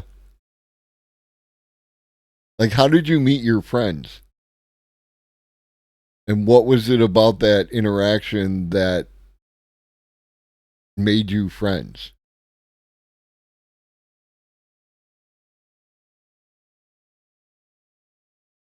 But my point is that, again, it's a dual-use sword, or a dual-use technology, or double-edged sword, sorry. And then the highest thing, and this is something that I even talk about a lot, like the idea of using AI to replace functions of government, or even to eventually replace politicians. I don't know if that's actually going to happen. I just threw that out as a possibility just so that we can talk about it, right? My goal here is to move the Overton window. But the idea that AI could come and save us from ourselves, this is the ultimate utopian salvation fantasy, where the idea that we don't trust humans, humans are garbage, let's build a digital god to save us from ourselves. this is also an abdication of responsibility, saying, I can't fix the mess that I made, someone else fix it for me. Which, to be fair, like, my problem isn't really as much the mess that I made, because, like, I'm willing to have reasonable conversations on how to clean up the mess. My problem is the mess that other people made, and they don't feel the need to clean up because they don't even think that there's a mess, right? This is ultimately the problem. And don't get me wrong, I'm sure that a bunch of them would feel the same way. They're just wrong because I have a better framework for existence and they don't. But it is that kind of thing. Like, what is the issue with climate change? Is that there's these corporations that have done shit for the past 100 years, and we get all the bullshit, and they don't have to listen to us. So we almost need something stronger than them in order to get them to play by rules that apply to everyone. this is true a lot of times in life. We often hire help to fix messes. You hire a lawyer to fix a legal mess. You hire a mechanic to fix a car mess. You hire a doctor to fix your health mess, right? This is what we do. We outsource our help to fix things for us. But the idea is that if you hold this in your mind, even at an unconscious level, if you have this belief that one day a digital savior or a digital god will materialize to save humanity from itself, you might be disappointed. Because this is basically the promise of salvation, and it might be a false promise. Now, that being said, I'm not gonna for a heartbeat say that AI and technology will hurt us more than it will help us.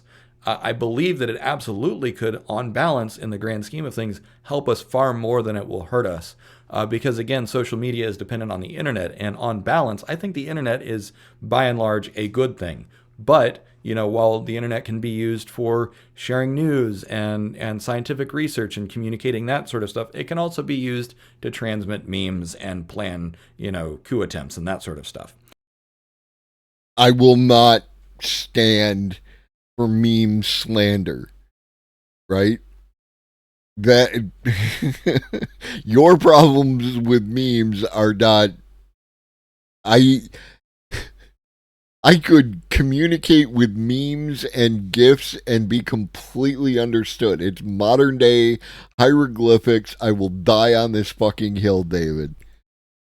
So, basically, be mindful if you do have this salvation fantasy. Be mindful if you do have this utopian narrative and that you are hoping for and expecting a digital savior. It may happen, it might not. Probably won't, at least not anytime soon.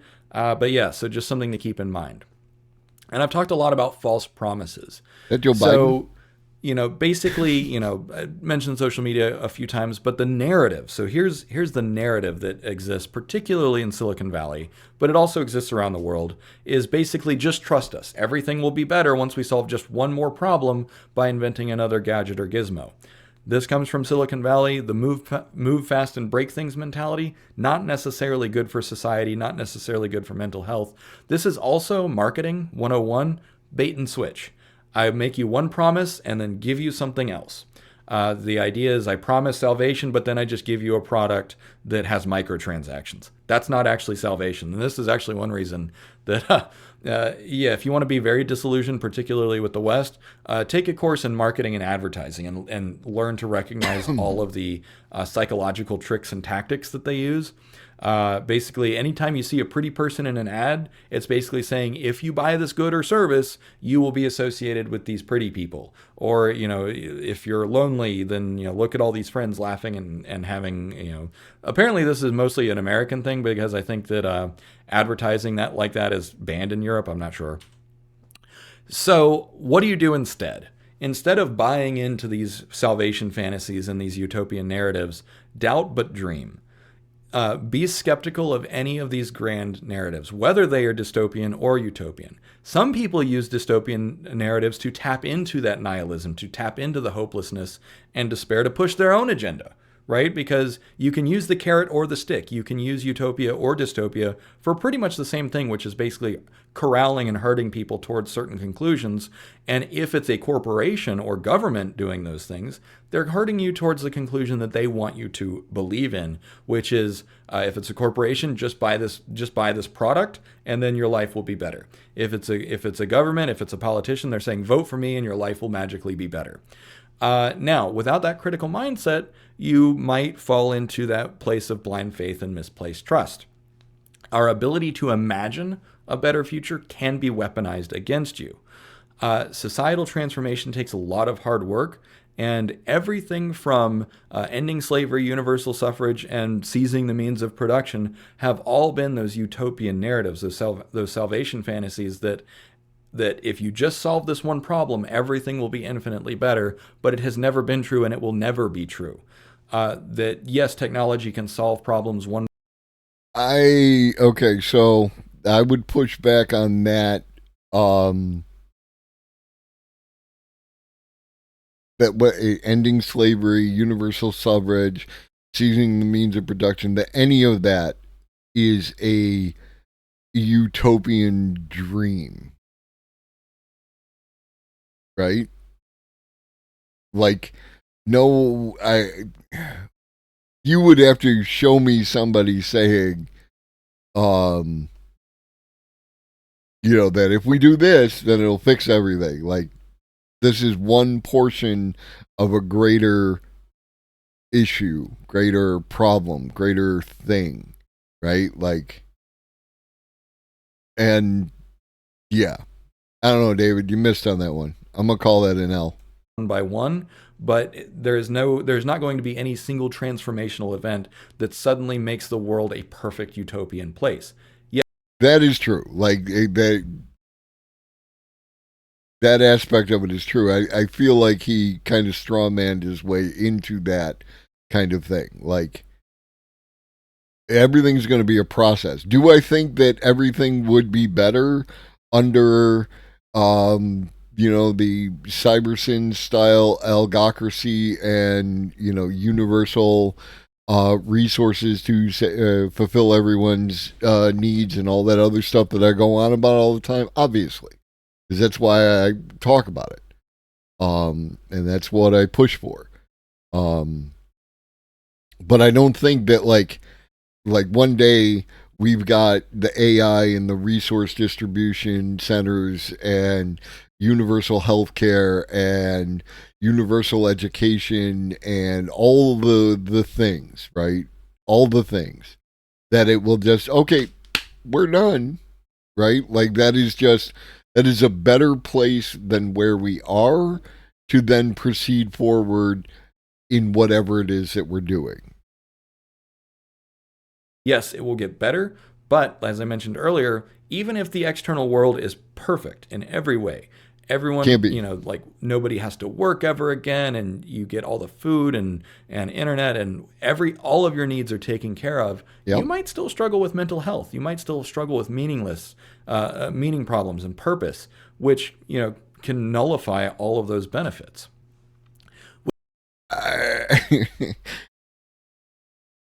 You just say something like that and move on. It's like it doesn't nullify all of those benefits, right? Like I have struggled with the black dog, myself. Like I have had my own bouts of depression, some of them pretty goddamn terrible. But like, I think it's where you're standing, right? Like what's the meme is it is easier to picture the end of the world than it is the end of capitalism, and that kind of thing is like, I don't think you can see the other side of what the world would look like once we had all those things. It is difficult to view what the world would be like if everyone had food and clothes and housing and healthcare and had all that stuff. How would it change the way that we behave with each other, right? Like, because there's so many things that cease to have an impetus once you have satisfied those conditions. Maybe, like, I don't think it'd be a party every day, but I think we would party every week. Right? Whether it's a weekly block party or a weekly, like, Woods Techno Rave Fest kind of thing, or any of the other things that can exist like that. I think that there would be that, was it Matrix 2 with the rave, you know, that a celebration of life. I think you would see more of that in that future state than you would, you know, looking at it from where we are. Without exception, technology is a double-edged sword. It is always dual use, meaning that the pros are counterbalanced by cons. There's always benefits and risks to all new technologies. That includes VR, that includes AI, that includes quantum computing, that includes space travel, right? There's all kinds of dystopian ways that space travel could be used. What if all the billionaire elites just leave Earth and say, haha, you know, you're screwed now? There was an episode about love. I get what you said, Arvelin. It's one of those things that I feel like that no one ever looks at, no one ever voices, right? In relation to like worker cooperatives or seizing the means of production, is like, what if you have these worker co-ops and they decide that polluting is still the thing that they want to do, right? Like, or something of that nature. Whatever, insert bad thing here, right? Like, that kind of thing. It's like, there is this assumption that if we democratize a particular workplace, that the workers will behave automatically in a more altruistic way than, you know, than the capitalists do.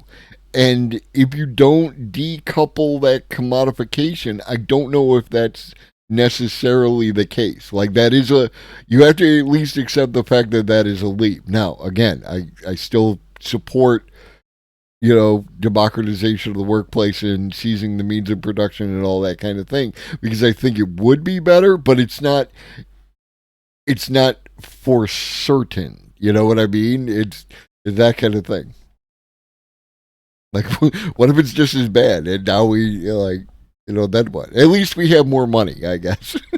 Love, Death, and Robots about that. And I thought it was hilarious because the cats ended up on Mars, and the cat said at the end, like, what did you expect, Elon Musk? Perfect ending. Definitely recommend that episode.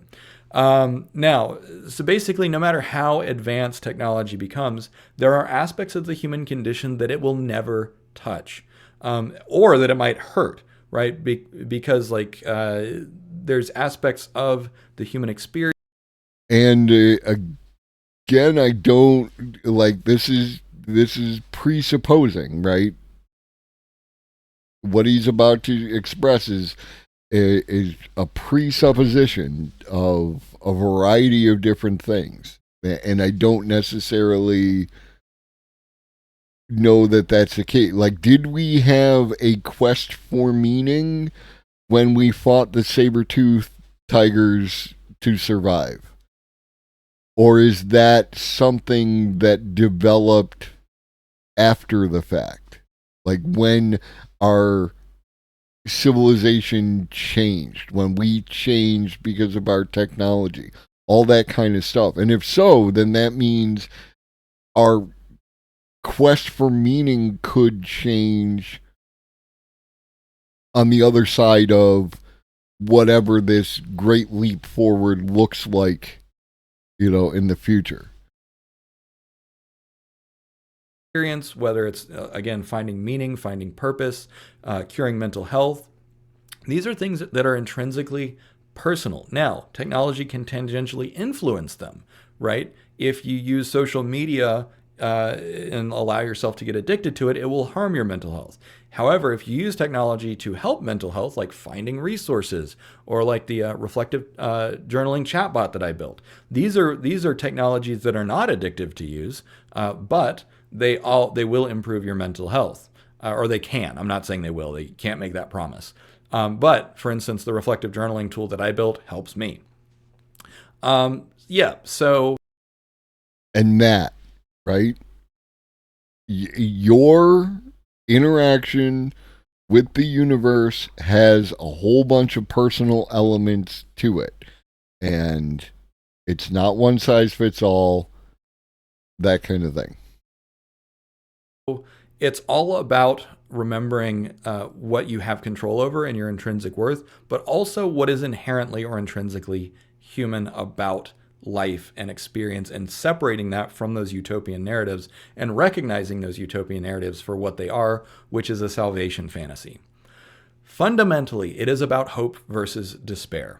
Whether it's climate change or political nihilism or meaning or anxiety and depression, this is all the negative forces. And then the hope, the shining city on the hill, is the idea that technology or other salvation fantasies might help us.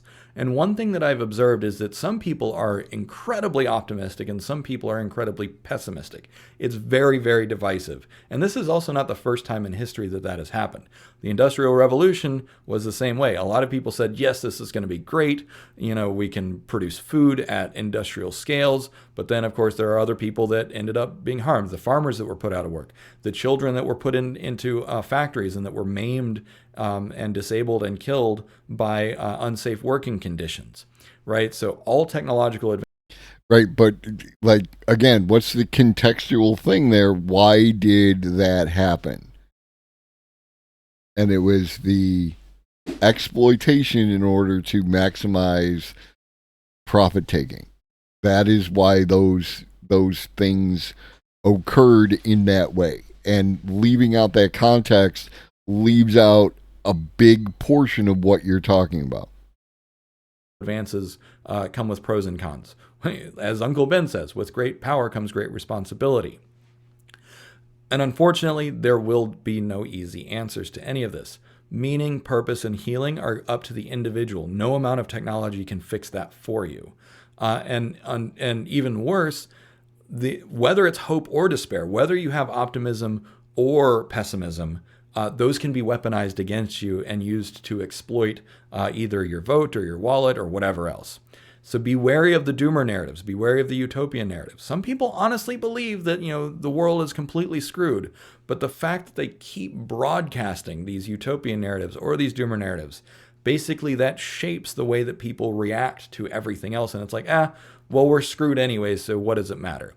I don't know that that's true. Likewise, the promise that AI is going to solve everything for everyone forever, also not necessarily true.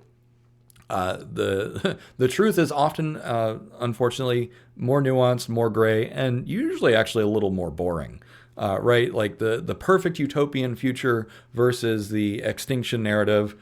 Reality will probably be somewhere in between those two. So thanks for watching. I hope you got a lot out of this. Like, subscribe, etc., etc., etc. You know the drill. Cheers.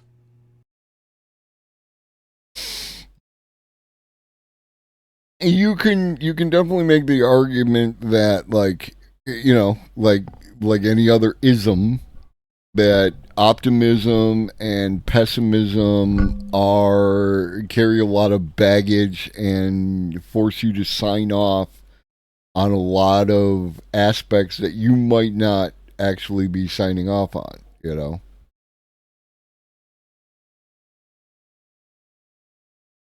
So, yeah. Do do do do do do do do do do do do do do do do.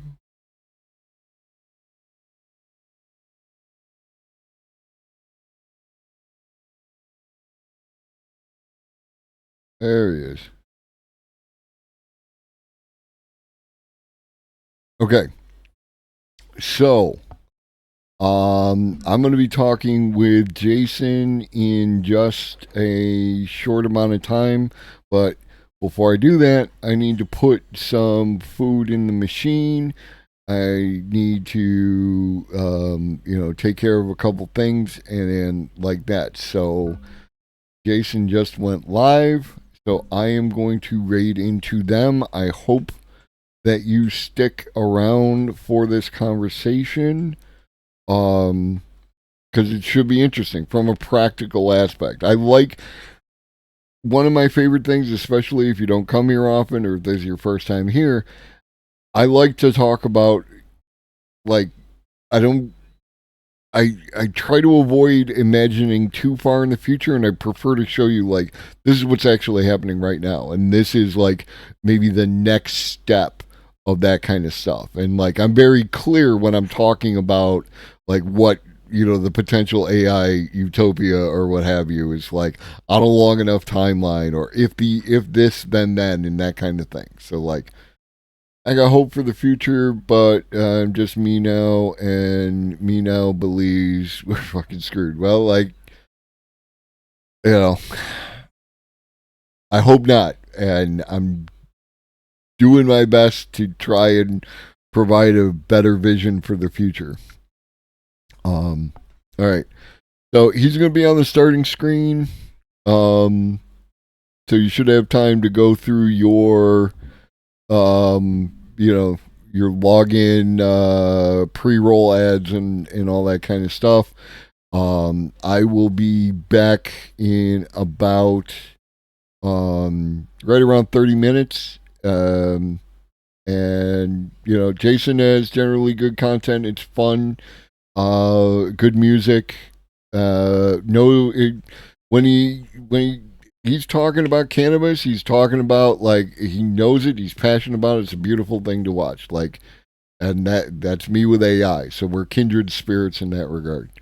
So in the meantime, eat some food, drink some water, take your meds if you forgot. Chuggy loves you.